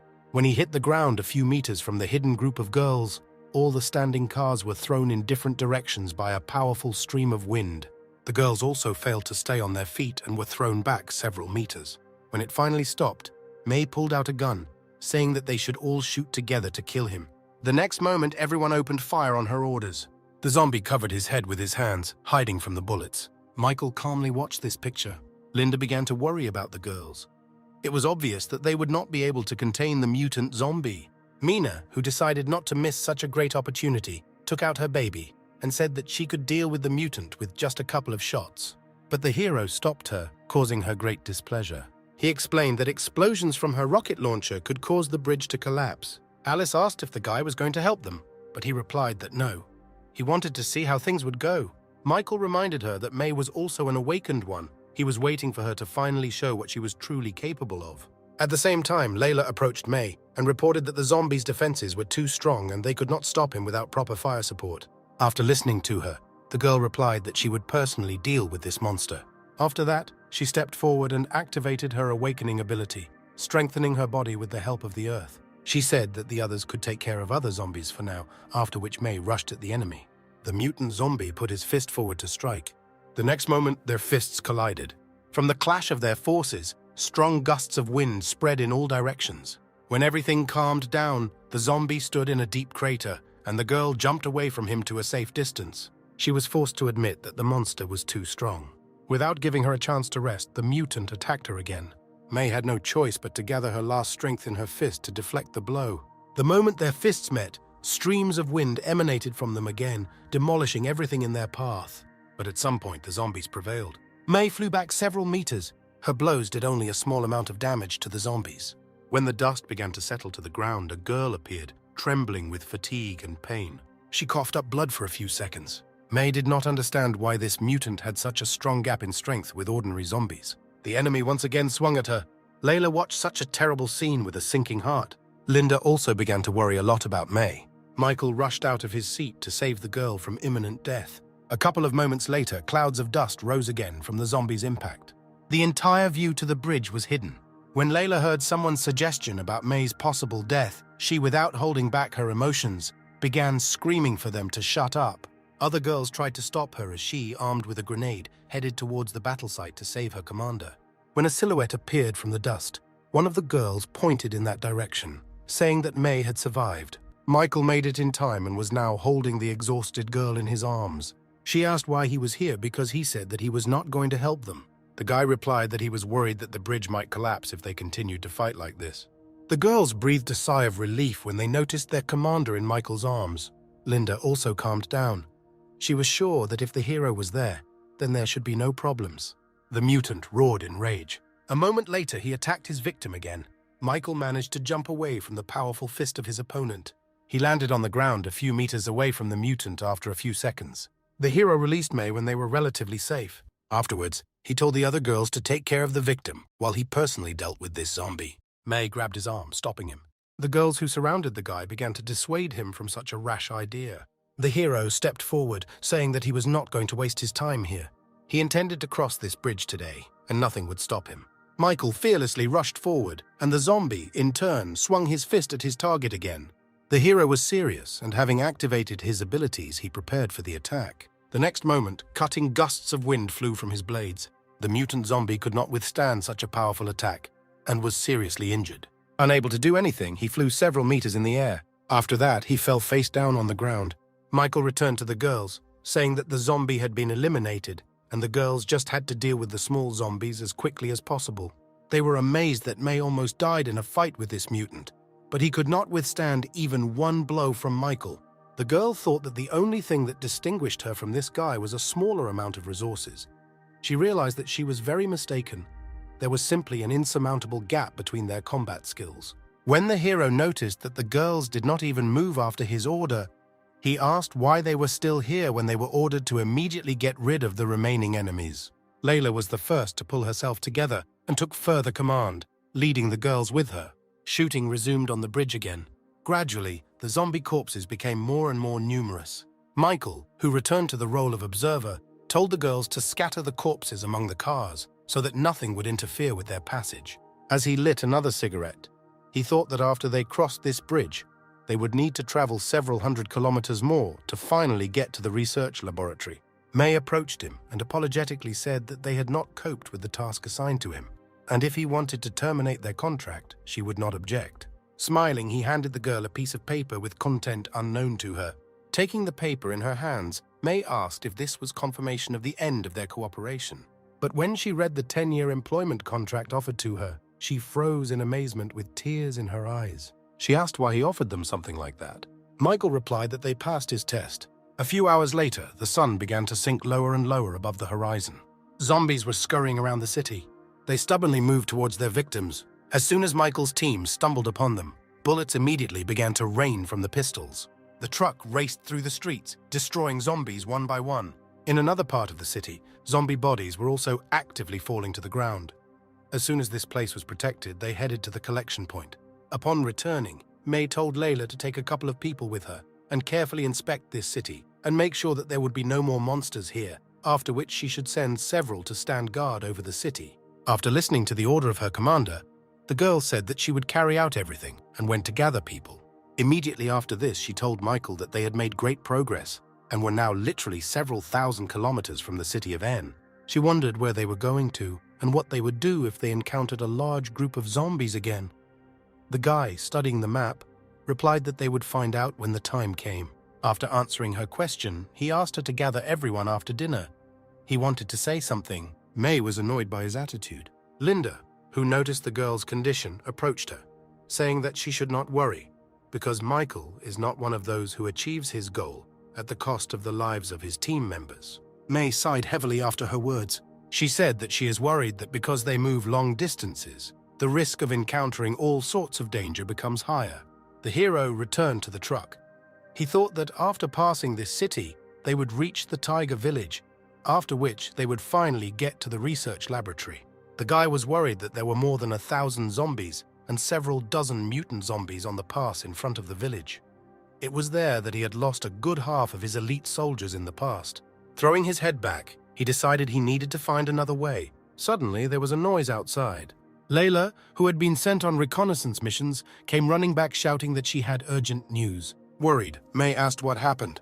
The girl began to say that they noticed a large group of zombies not far from the city. Their total number was more than 20,000, which included mutant zombies. May was shocked by what she heard and said that she would immediately inform Michael about this, but he was already approaching them, telling her that he was already aware of everything that was happening. The hero did not understand why the number of zombies increased so sharply, especially since in his past they were much further from this city. May said that it was too dangerous here and they urgently needed to find another place to rest. The hero replied that they could leave today, but return here tomorrow. He intended to get to the right place, breaking through all this crowd. The girls looked at him in horror after he said this. May asked if he was joking, because there are thousands of zombies there that they definitely won't be able to deal with and will simply die. Michael looked at her warningly, asking who was in charge here. She said that she knows that he is the boss here, but this does not give him the right to send them to certain death. Alice approached the guy and tried to calm him down, saying that May had simply succumbed to her emotions. Mina supported her, asking her not to be angry with this girl.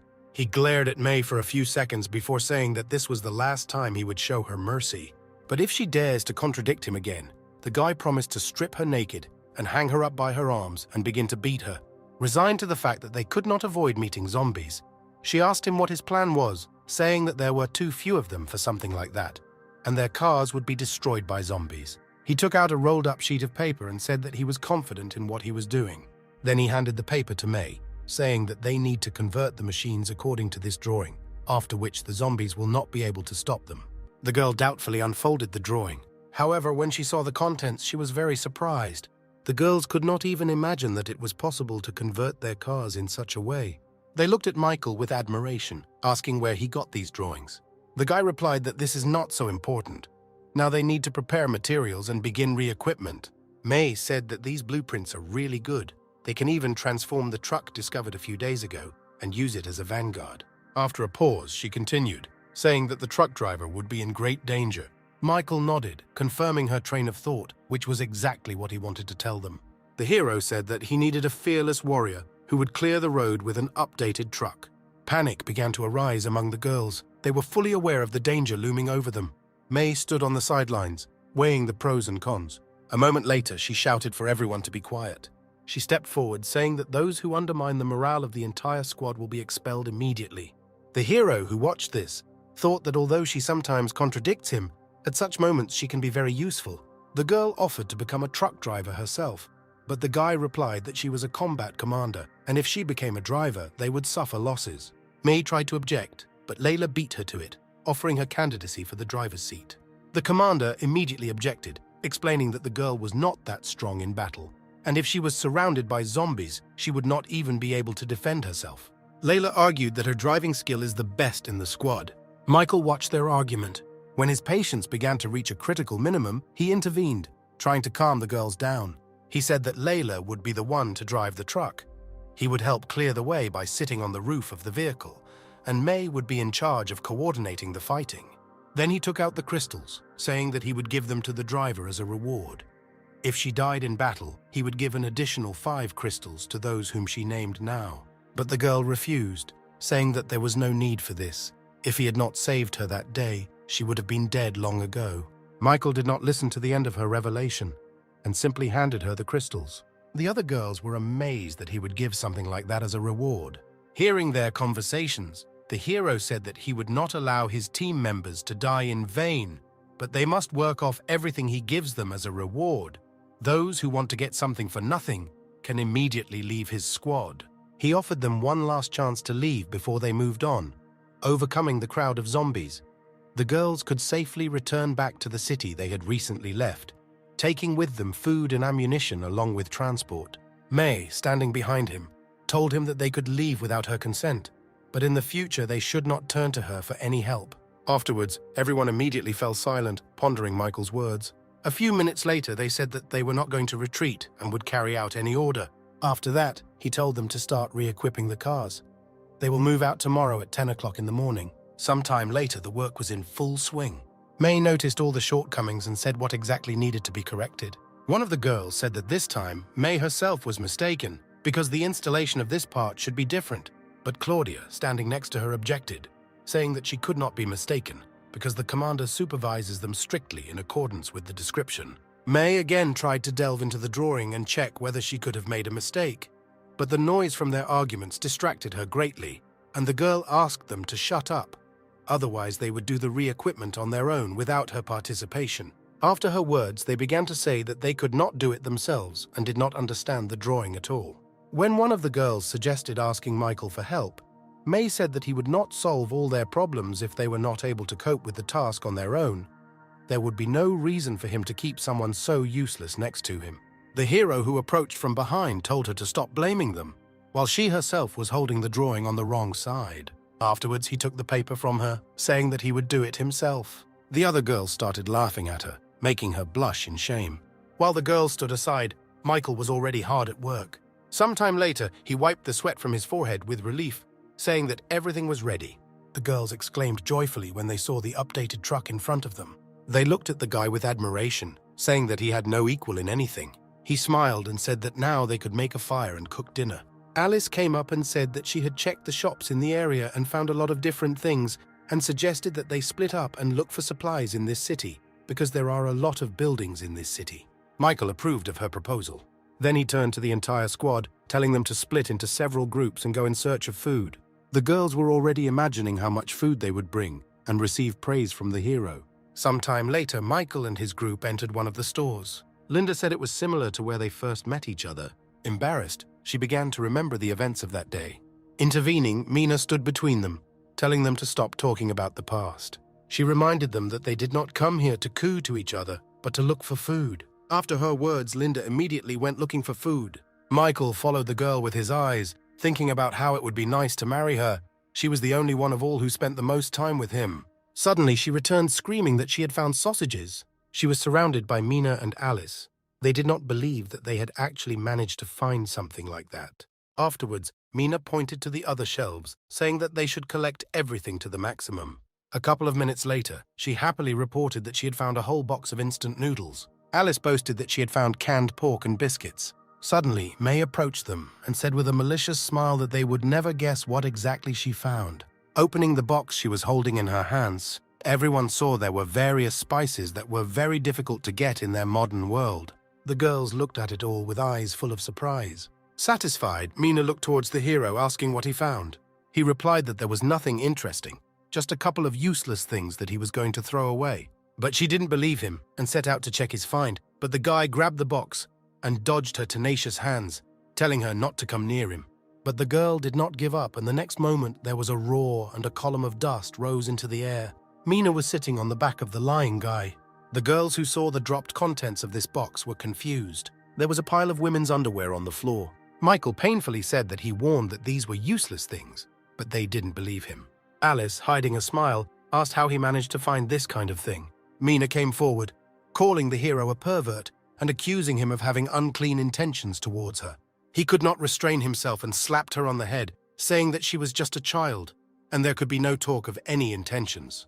Linda intervened and saved the girl, reminding her that they needed to continue searching for food. Sometime later, everyone moved to search other stores in their area. Linda, who had lagged behind, turned to look at the box left there. She kept returning her thoughts to the underwear that interested Michael. The girl decided to take a few things from there, hoping that someday in the future she would have a chance to surprise the guy. She did not immediately notice someone else's presence. The girls sitting by the box looked at each other in surprise. Feeling awkward, they simultaneously said that they were giving in to each other, allowing each other to choose first. After exchanging glances, they again simultaneously said that they would keep this secret only between them. A few hours later, everyone returned to camp. They were glad that this city was full of food and they could eat well today. One of the girls was surprised to open the box and why there was underwear in this box, and so sexy at that. Layla approached her and, raising her finger to her lips, said that this was the taste of their boss. She brought this box here because Michael himself was embarrassed to admit it openly. The girl standing next to her offered to wear it and try to seduce him. Their conversation was interrupted by a message that dinner was ready, after which everyone ran up to Alice and Linda. When they were informed that today there would be noodles with ham, the girls looked into the pan with disbelief that they would eat meat. Afterwards, Michael came out to them and said that he had found something good. Mina asked with displeasure whether there were new sets of underwear inside. The hero looked at her with irritation, telling her to shut up. Then he took out a bottle of wine, saying that he found it in one of the cellars. They could warm up a little by drinking a little. Doubting his offer, May said that they still had to fight zombies and drinking alcohol was not the best idea in this situation. Michael said that there weren't that many bottles here. Everyone would get a little of everything, and by the morning everyone would have sobered up. May could only agree with him, but she warned the girls not to get too drunk. Everyone had fun pouring drinks for each other for a while. Michael sat alone, tormented by not the most rosy thoughts. He understood that many might not survive tomorrow, so he gave them the opportunity to relax today. Suddenly, someone approached him, breaking him from his thoughts. Layla sat down next to him and pressed herself against his hand, saying that he had done a lot for her. The only way she could repay him was to devote herself to him. The hero looked at the girl and said that she was drunk, but she replied that she was sober as a glass and just wanted to spend an unforgettable night with him. At that moment, the evil May appeared and asked what they were doing here. Layla pulled away from the guy, saying that they were just chatting. but Michael breathed out a sigh of relief, rejoicing at the salvation in the face of the girl who had come. May fell silent for a few seconds, still hovering over the couple. Afterwards, she hugged the hero, asking how Layla dared to take him for herself alone, and suggested that everyone should have fun together. The shocked Michael tried to unhook the girl from him, asking what was happening. Layla replied that her commander gets drunk from just one sip of wine. Suddenly, she went limp in his arms and began muttering incoherent things in her sleep. The next morning, Michael called everyone together to explain the next course of action. He said that Layla would drive ahead in a converted truck, everyone else would follow her, and no one could stop without his order. Then he turned to May, saying that while he would sit on the roof of the truck and help, she would command everyone else. Having measured everyone with a warning glance, he said that if anyone stops or chickens out, he will receive a direct shot in the head. May nodded, answering that she would not let her down. Again addressing everyone, he said that this is a battle of survival and they must do everything possible to achieve the goal and stay alive. Afterwards, he asked if everyone understood him. In response, the girls shouted in unison that everyone understood. The next moment, he turned around and said that in that case, they would move out. A few kilometers from the city, zombies finally appeared. A crowd of several thousand monsters was moving towards their goal. Giant zombies with piles of muscles were ready to destroy everything in their path, getting rid of obstacles. Another giant suddenly let out a piercing roar that spread throughout the entire area. Michael's squad was moving towards them, raising columns of dust behind them. Ahead, as planned, was a converted truck. Everyone else followed immediately behind him. Michael himself was sitting on the truck. Finding the right moment, he shouted that Layla could begin. Immediately after that, she reached for the lever and pulled it down. The truck began to slow down.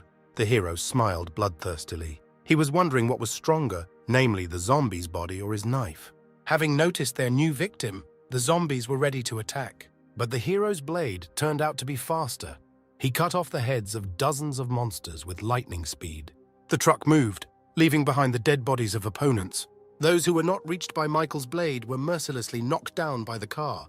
Thus the hero and Layla made their way. A couple of moments later, the truck stopped, driving into a crowd of zombies. Other cars also stopped. Layla tried her best to destroy as many zombies as possible. Alice, right behind her, was glad that their plan had so far progressed without any casualties. Others shared her thoughts, admiring Michael's strength. But a moment later, May climbed out the window of her car, telling everyone except the drivers to start killing the zombies. Immediately after her words, everyone began to take action. Thanks to the cannons built into the machines, they were able to attack from a safe distance. May said that with so many opponents, they don't even need to aim at them, but just shoot. The giants began to roar, preparing to attack. Those closest to the truck rushed forward to remove the obstacle. Michael was already ready for their attack and was waiting for the right moment. Excited, Layla shouted that mutant zombies were approaching them. The hero told her to resume movement and move only forward and activated his ability. He then pushed off from the roof, leaving deep cracks on the surface. Michael fearlessly attacked his enemies. He moved through the zombies with lightning speed, cutting off their heads. A few moments later, he was already flying straight towards the mutants. May watched this picture in bewilderment. The guy's decision to fight 3 mutant zombies at once seemed crazy to her. She hoped until the last moment that the guy would come to his senses and stop at the last moment. The next moment, the mutants attacked him. Michael himself was determined and had no intention of backing down. He activated his abilities when the zombies' claws were about to overtake him. Having collected enough energy, the hero used the airblade. The body of the first monster began to become covered with cuts from the technique the guy used. A mutant zombie located a little further away also received significant damage. The latter suffered the same fate as the other 2. Michael stood breathing heavily. This technique took a lot of strength from him. A second later, the zombies let out a death roar, after which they began to crumble into pieces in front of him. To everyone's surprise, the guy actually managed to defeat 3 mutant zombies single-handedly. It was the first time the girls had seen such a strong ability in an awakened one. Claudia, who was driving, said that following him was the best decision they had ever made. At the same time, Michael continued to clear the road, destroying small zombies. Dripping with sweat, he shouted for the others to speed up. After his words, the girl immediately switched the handbrake to another position. Layla was determined to do her best. The truck accelerated and began to crush the obstructing zombies.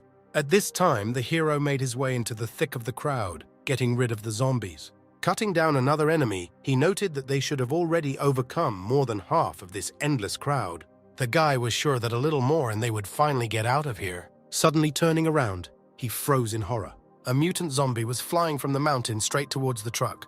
His impact on the surface caused the car to flip over and fly several meters away. When the dust settled to the ground again, Michael approached the zombie that had so suddenly appeared. Turning his attention to the overturned truck, he stopped. The injured Layla pronounced his name with all her strength. The hero stood unable to move. He did not believe that this really happened. Other cars also stopped. The girls were going to help the girl. But Michael shouted that they should not dare stop and, having changed formation, continued further movement. He ordered Mina to clear the way with a rocket launcher. At the same time, the guy would save Layla on his own. May, with tears in her eyes, told them to obey his orders. If anyone dared to disobey, she would personally shoot them. After this, the cars began to move again.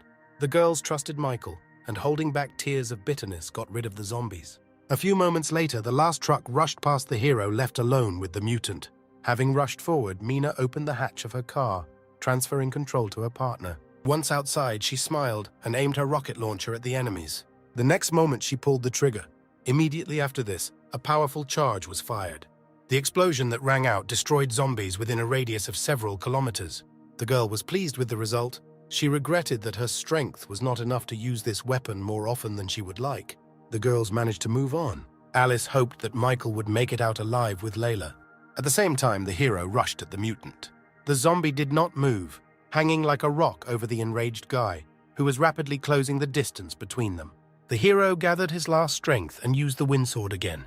It was difficult for him to control his emotions when his comrade was again on the verge of life and death. Having finished with the mutant, he ran to the truck to check the girl's condition. She was still conscious and told the guy to run away from here, leaving her because she could no longer feel her legs. Layla extended her trembling hand to him. Touching his face, she said that if the world had not ended, then perhaps they could be together. Then her hand fell exhausted to the ground. He cried out her name with tears in his eyes, hoping that the girl would regain consciousness. Having no success, he began to pull her out of the truck. Michael could not let her die like that. Half an hour later, the sun gradually dropped behind the mountains, giving us the opportunity to enjoy the last rays. The crowd of remaining zombies inevitably approached the lying truck. With great effort, Michael managed to pull the girl out. After activating his abilities, he moved towards the zombies with Layla in his arms. By morning, the girls finally overtook the tiger village. Once inside, Linda got out of the car and began to look around. Others were worried that the hero was still missing. Some suggested that he might have died while facing a crowd of zombies alone. A sudden shout caught everyone's attention. Linda tearfully said that Michael couldn't have died, and he and Layla were fine. She then headed to the truck, saying that she would go find them on her own. Alice, who was standing next to her, grabbed her hand, stopping her. She said she would die if she went there.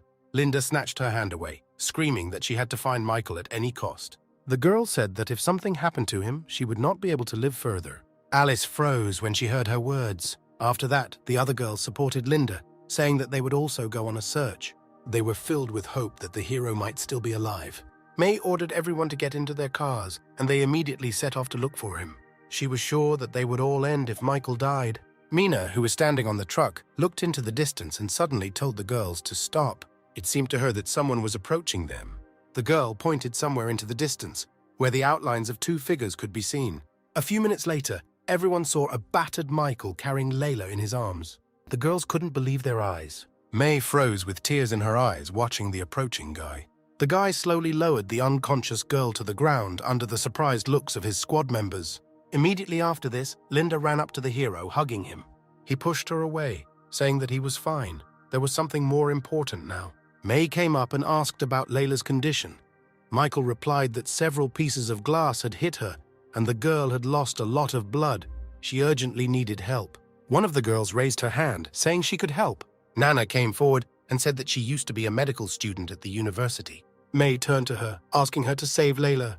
After examining the victim, she reported that she was in critical condition. The glass got into her internal organs, and now she most likely had internal bleeding. She would not be able to hold out for long. Frowning, Michael asked about the likelihood of saving Layla's life. Nana sadly replied that with professional surgical equipment there would be a chance, but in their conditions this is impossible. The others also fell down at her words. May began to burst into bitter tears, thinking that it would be better if she took the driver's seat. She just had to insist on her own. Lighting a cigarette, Michael told everyone to stop crying. He knew a way to save Layla. Turning their attention to him, the girls asked how exactly he was going to save her. The guy replied that he would explain this later, and ordered that a tent be set up for him immediately. The girls immediately ran to carry out the order. After he landed next to Layla, he suggested that the regeneration crystal would help restore damaged organs. If the crystal's energy was not enough, then he would have to use his own to save her. A couple of minutes later, May ran up to him, informing him that the tent was ready. The hero headed there, taking the girl in his arms and warning that no one should go inside. The members of his squad looked after him in surprise. They tried to understand how exactly he was going to treat Layla in the absence of medical instruments. Suddenly, May sat down on the ground and said that they would stay where they were and wait, trusting Michael. She believed with all her might that Layla would live. Meanwhile, the guy went inside the tent and put the girl on the table. Taking the crystal in his hands, he hoped that his energy would still be enough, and he would not have to add his own. He then applied it to the chest area, releasing its energy. A moment later, the girl began to make painful moans. These sounds could also be heard outside. The girl standing nearby once again froze in surprise, listening to Layla's moans. When May heard whispers of various assumptions about what was happening inside, she turned to everyone and said that this was just a treatment and not what they imagined. A few minutes later, the crystal turned black, and Layla, through her moans, asked not to stop. Michael's fears came true. The crystal's energy was not enough to heal her completely. He would still have to use his own energy, which the guy really didn't want to do. Sighing heavily, he placed his hands, shrouded in radiance, on the girl. He was obligated to help her no matter what. After that, her moans became even louder, echoing throughout the entire camp. Linda, blushing, did not think that anyone would beat her to capturing Michael's attention. The equally embarrassed girls looked at May incredulously, saying that, judging by the sounds coming to them, they were definitely not doing treatment inside. The irritated girl replied that they could not keep their mouths shut, they should get on with their work. Although the other girls had gone their separate ways, May was tormented by the question of what exactly the hero was doing inside, that such sounds were coming from there. Linda approached her and said that they shouldn't invent anything extra for themselves because Michael was simply treating Layla. Suddenly, a hand stuck out from the tent, opening the entrance. The next moment, a completely healthy and happy Layla and an exhausted guy came out, who lit another cigarette. Looking at them, May and Linda had no doubt that these two had slept together. Noticing the strange expression on their faces, Michael asked what happened to them. May, blushing, voiced the assumption that had visited her earlier about what they were doing inside in order to make sure of its veracity. Layla, no less blushing, asked how such a thing could come into her head. She explained that the hero was simply treating her with a life crystal, which was completely different from what they thought. After her words, Linda exhaled with relief. Annoyed, Michael asked what they were thinking. Afterwards, he ordered everyone to get into their cars. They needed to leave here immediately.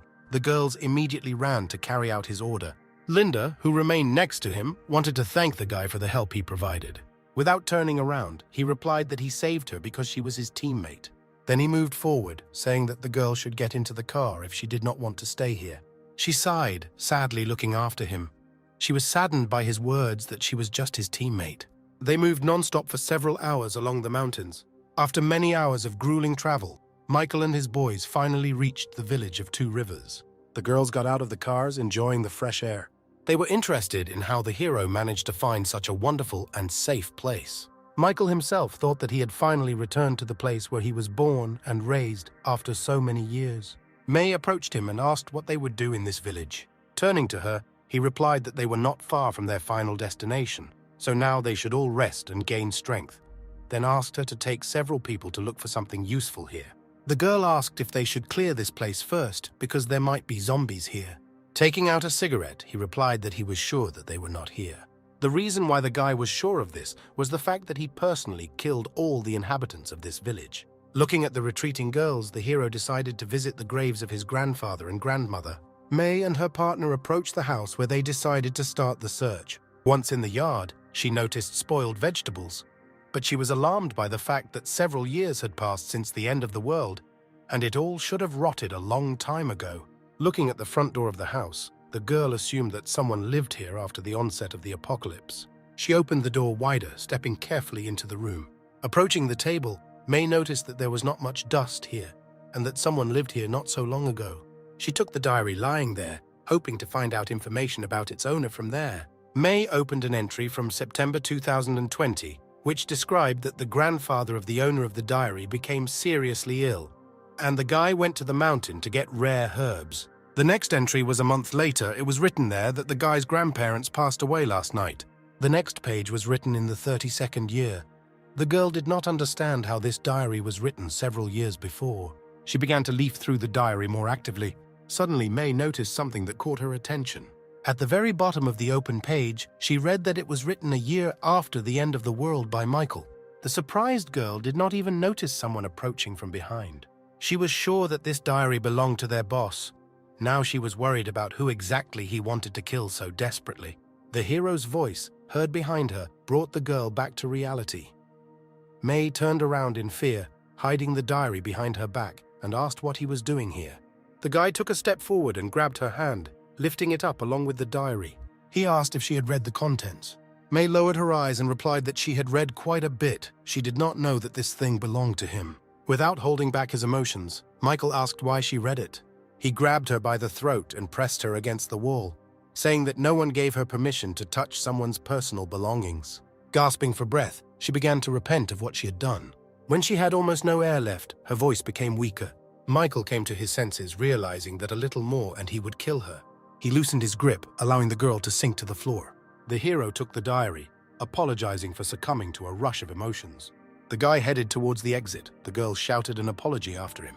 Turning around, the guy said that she should remain silent about what happened. As May struggled to her feet, she thought that Michael had a rather difficult past. Sometime later, the guy climbed the mountain. He thought about his fallen comrades, with whom he fought shoulder to shoulder. The only thing left of them are old graves with wooden plaques. The hero took out a lighter and, deciding to do something for himself, lit a fire. He decided to get rid of the diary with his painful past. Michael vowed to survive for the sake of his fallen comrades at all costs. Suddenly, someone approached him from behind. Noticing someone else's presence, he took out his blade, asking who was there. It turned out to be a girl from his squad. Anna said she saw him going up the mountain and followed him, because she was worried that something might happen to the guy. Lowering his weapon, he replied that he was fine and the girl could come back. When he turned around, Anna grabbed his hand, saying that all these days they had been very happy thanks to him and she would like to repay the guy properly for this. Michael pulled his hand away and replied that they would talk about everything when they returned to the camp. It was not safe here. She stood still, looking at the retreating back of the hero. The girl did not understand why he did not give in to temptation, because she even used the perfume she had found earlier. Suddenly, a wild boar appeared behind her. The girl fell to the ground in fear and began to call Michael for help. Just as the animal was about to pounce on her, she closed her eyes in horror. The guy managed to save the girl at the last moment. A moment later, the boar fell to the ground dead. The hero told the girl not to use this perfume anymore because zombie animals have a heightened sense of smell, and the smell of perfume only provokes them. Then he ordered her to go get someone, and they took the dead carcass to the camp. In the evening of the same day, everyone had a feast, preparing many meat dishes. May approached Michael, saying that the boar's meat could be traded for many valuable goods in the city, and he shouldn't have allowed them to use it as dinner. He replied that they deserved it, because they had been through a lot in the last few days, after which he asked not to disturb him because he was going to go to bed. Anna saw the guy heading into one of the houses and decided that this was her chance. Finding himself alone, the hero lost track of time as he emptied another bottle of alcohol. He was still tormented by thoughts of his fallen comrades and relatives. Suddenly, the door to the room opened. The girl, frozen on the threshold, asked if she could come in. The intoxicated guy asked who it was. Ignoring his question, Anna came in and said that she couldn't sleep at night, so she came here. Michael called her over, saying they could have a drink together. The girl replied that she did not drink, but he pulled her hand, telling her that everything was okay. Having sat Anna on his lap, the hero said that he had never drunk before either. The girl should just try it to get used to the taste of alcohol. Blushing, she replied that it was too hot for her to be in his arms. He looked at her for a few seconds. Then he put the girl on the bed, hanging on top, and said that in this case he could help her undress. Sometime later, Michael, who had sobered up, nervously smoked a cigarette. He realized that he had made a mistake under the influence of alcohol. The girl woke up and hugged him around the neck, asking if she was his girlfriend now. Michael pulled away and stood up, answering that it was too late and she had better go back. Then he threw a crystal on the bed, saying that with this, Anna would be able to buy many things in the city. Disgruntled, she asks what he means by this action. The guy replied that he was very sorry. He was drunk, but he did not need a relationship. And looking at her, he continued, telling her to accept the crystal as compensation. If this is not enough for her, then he can give more. Anna jumped out of bed and in a fit of rage threw the stone onto the floor, breaking it. With tears in her eyes, she said that she did not need any crystals. Until that evening, she had never met anyone before. After her words, the hero turned to her again. He apologized, saying that he couldn't get a girl right now, and handed her a few more crystals, saying that he could give them to someone else if he wanted. Anna threw all the stones aside, saying that she didn't need anything from him. Then she ran out into the street. Michael thought that she shouldn't blame him for what happened, because in the modern world, everyone is ruthless towards each other. The upset girl ran deep into the mountains. Anna shed tears, accusing the guy of treating her in the most disgusting way. She no longer wanted to see him and decided to leave his squad. Suddenly, she was attracted by someone's screams. Anna stood up from her seat and headed towards the sounds, asking who was there. Claudia ran out to her, asking why the girl was not sleeping in the middle of the night. She was surprised to see only her, and asked who Claudia had just been talking to, because she definitely saw two silhouettes. She attributed it to the fact that the girl was too tired, and it could have been her imagination. But Anna insisted, saying that she definitely saw another girl with long blonde hair. Claudia anxiously grabbed her friend by the shoulders, saying that she should just admit that she didn't see anything here. Suddenly, the same blonde girl appeared behind Anna. She said that since the girl noticed her, she had no choice but to get rid of the witness. Anna turned in her direction with horror. The next morning, May told Michael that one of the girls was missing. He asked excitedly who was missing. When the guy heard that Anna was the missing person, he asked if any details regarding the missing person were known. May replied that the reason was unknown, but one of the girls was seen running away with tears in her eyes last night. She told her that she was going to return to the city where they began their journey. The hero said in bewilderment that she would not be able to break through the crowd of zombies alone, not to mention the distance. It seemed strange to May that the guy was so worried about Anna, because they had practically never communicated before. Michael told the girl to stay here with the others while he took the car and tried to get Anna back. May tried to stop him, saying that Anna had taken one of the cars last night and should now be hundreds of kilometers away. The irritated guy slammed his fist against the nearest wall. He didn't understand how she could act so rashly, because this was not a romantic fairy tale for her, where heroes save everyone but the real end of the world. The girl approached him, and in an attempt to calm him down, said that Anna was quite smart. Besides, they destroyed most of the zombies on the way here and nothing should threaten her life. He replied that he didn't care if she was safe or not. The guy was not going to force anyone to stay here, and Anna could go on all fours. Afterwards, he told May to gather everyone. They go to their final goal. After analyzing his reaction, she assumed that there was something between Michael and Anna. Several hours later, they were moving through a dense forest. Due to the lack of a road, Michael's squad had to leave their cars and make their way further on foot. When they came out into the clearing, the hero looked around and, referring to his memories, he found the right mountain, climbing which you can see the research institute. The hero noticed how the fog gradually began to thicken.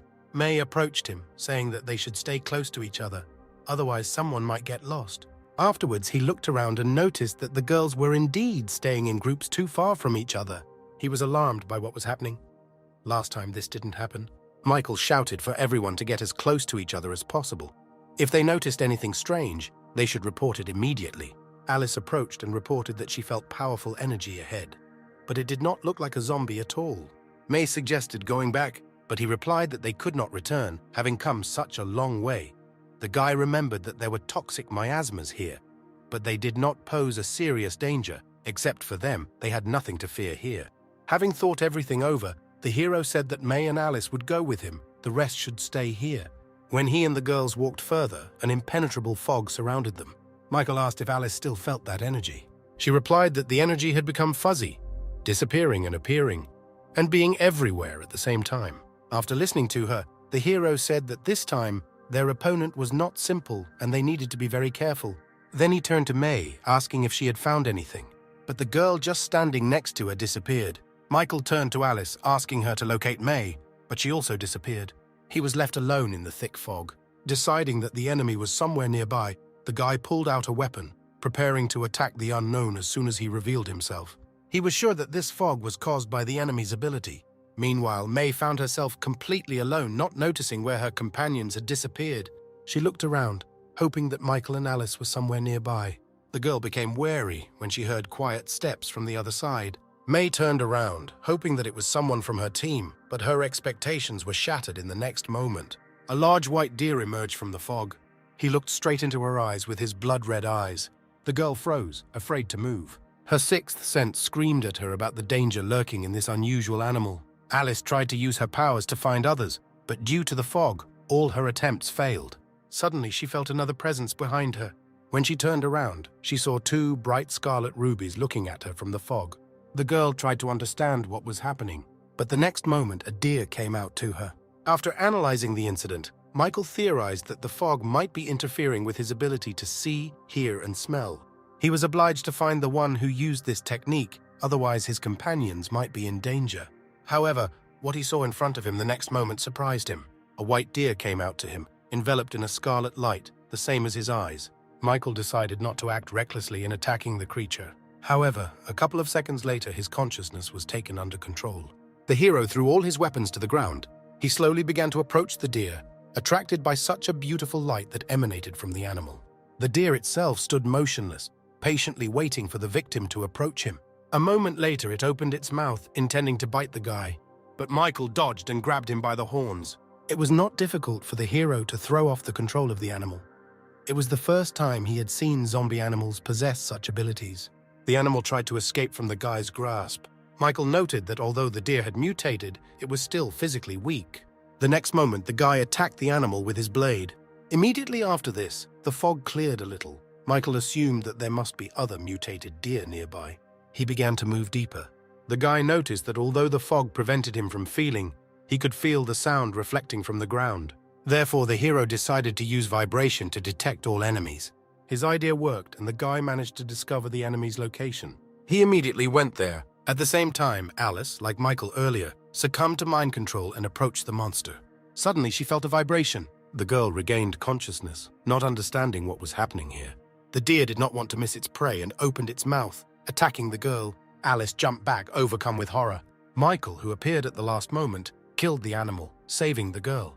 He then turned around and asked if she was okay. Alice replied that she was fine, but May was in danger and they should help her as soon as possible. Smiling, he said that May has the ability of stone skin, and these deer will not be able to do anything to her.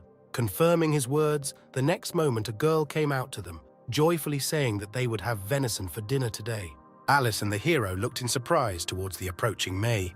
She actively talked about how the monster tried to bite her, but because of her ability he was unable to do it. Then she simply beat the animal to death. Michael praised the girl for managing to cope on her own. A few hours later, when the sun had already begun to disappear behind the horizon, they finally climbed the mountain from where they could see the city. To the hero's surprise, there was no poisonous air this time, which made his task much easier. One of the tall structures with a crystal on top was surrounded by thousands of zombies. May pointed to this building and asked if it was the place Michael wanted to go to so badly. He nodded. The hero assumed that some secrets must be kept inside. He would be able to find out who and why sent him into the past for a short moment.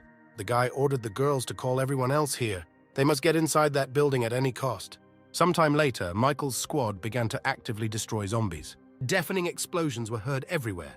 The machines moved forward unhindered towards their goal. Mina was glad that she finally got to have a lot of fun with her rocket launcher. May, who followed her, commanded the other girls. The hero said that they can leave those zombies who are in front of him. He then took out his blades, gathering energy. The next moment, he jumped out of his seat. Michael flashed over dozens of corpses with lightning speed, moving towards his opponents. The hero easily made his way through this crowd. Alice shouted joyfully that Michael had cleared the way for them and they could move on. Sometime later, they managed to approach the institute. They stopped at the main entrance to the building. May shouted that while the hero with Linda and Alice explored the building, she and the others would deal with the remaining zombies outside. Michael told them to be careful and hide inside the building in case of danger. Once inside, the hero and his companions discovered a huge crystal. Mina, who joined them, was disappointed to come all this way for the sake of one crystal. The hero himself froze in front of him, not paying attention to the girl's words. He felt an unusual connection with this crystal. Approaching, the guy carefully touched him. After this, a strange glow began to emanate from the crystal. Michael disappeared in front of his companions, causing them bewilderment and panic. Opening his eyes, the guy found himself in a place unknown to him. Looking around, he assumed that he was inside the crystal. Suddenly, a child's voice was heard saying that the hero was finally able to get here. The next moment, a little girl appeared, saying that she had been waiting for his arrival for a long time. Michael turned in her direction, asking who she was. Smiling, the girl replied that he should not be afraid of her.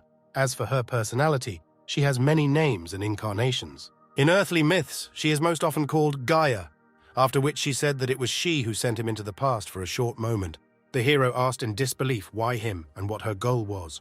Gaia replied that she wanted to destroy all the zombies in order to restore peace and order on Earth. She sent countless people to cope with this task, but among all, Michael was the only one who managed to stay alive. Afterwards, she said that he again needed to go back in time before the apocalypse began, and his mission would be to stop the spread of the zombie virus. But this time he would not be able to go back in any of the outcomes. The guy asked what would happen to his team. The girl replied that she could protect them for a while. If he could stop the virus, then the history of the world would be rewritten and everyone would survive. Otherwise, she said that she would gradually lose her power and the whole world would end. Gaia said that everything depends only on him and she is not going to force him. The next moment, a sphere appeared in front of him. He was informed that if he touched it, he would be sent to the past and would be able to change everything. If not, then he would remain in this reality to live out his life with the zombies. It didn't take the guy long to make a decision. He touched the sphere, saying that he wanted to change everything. The next moment, Michael disappeared, and Gaia wished him luck, hoping that he would succeed, because she used her last powers, giving him the opportunity to save the world. The hero returned to the world before the start of the apocalypse. The window at the supermarket where he first met Linda was still broken. The girl herself stood in front of the store where she worked. She thought about the guy who saved her from the bandit a few minutes earlier. Linda hoped that she would be able to thank him when he left the warehouse. Literally, the next second the door opened and a guy came out, telling her his name. The girl said that he spent quite a long time in the warehouse and was already starting to worry. Michael approached and said that he was looking for one very important thing, and she need not worry. Then he took Linda by the hand, saying that it was time for them to leave here.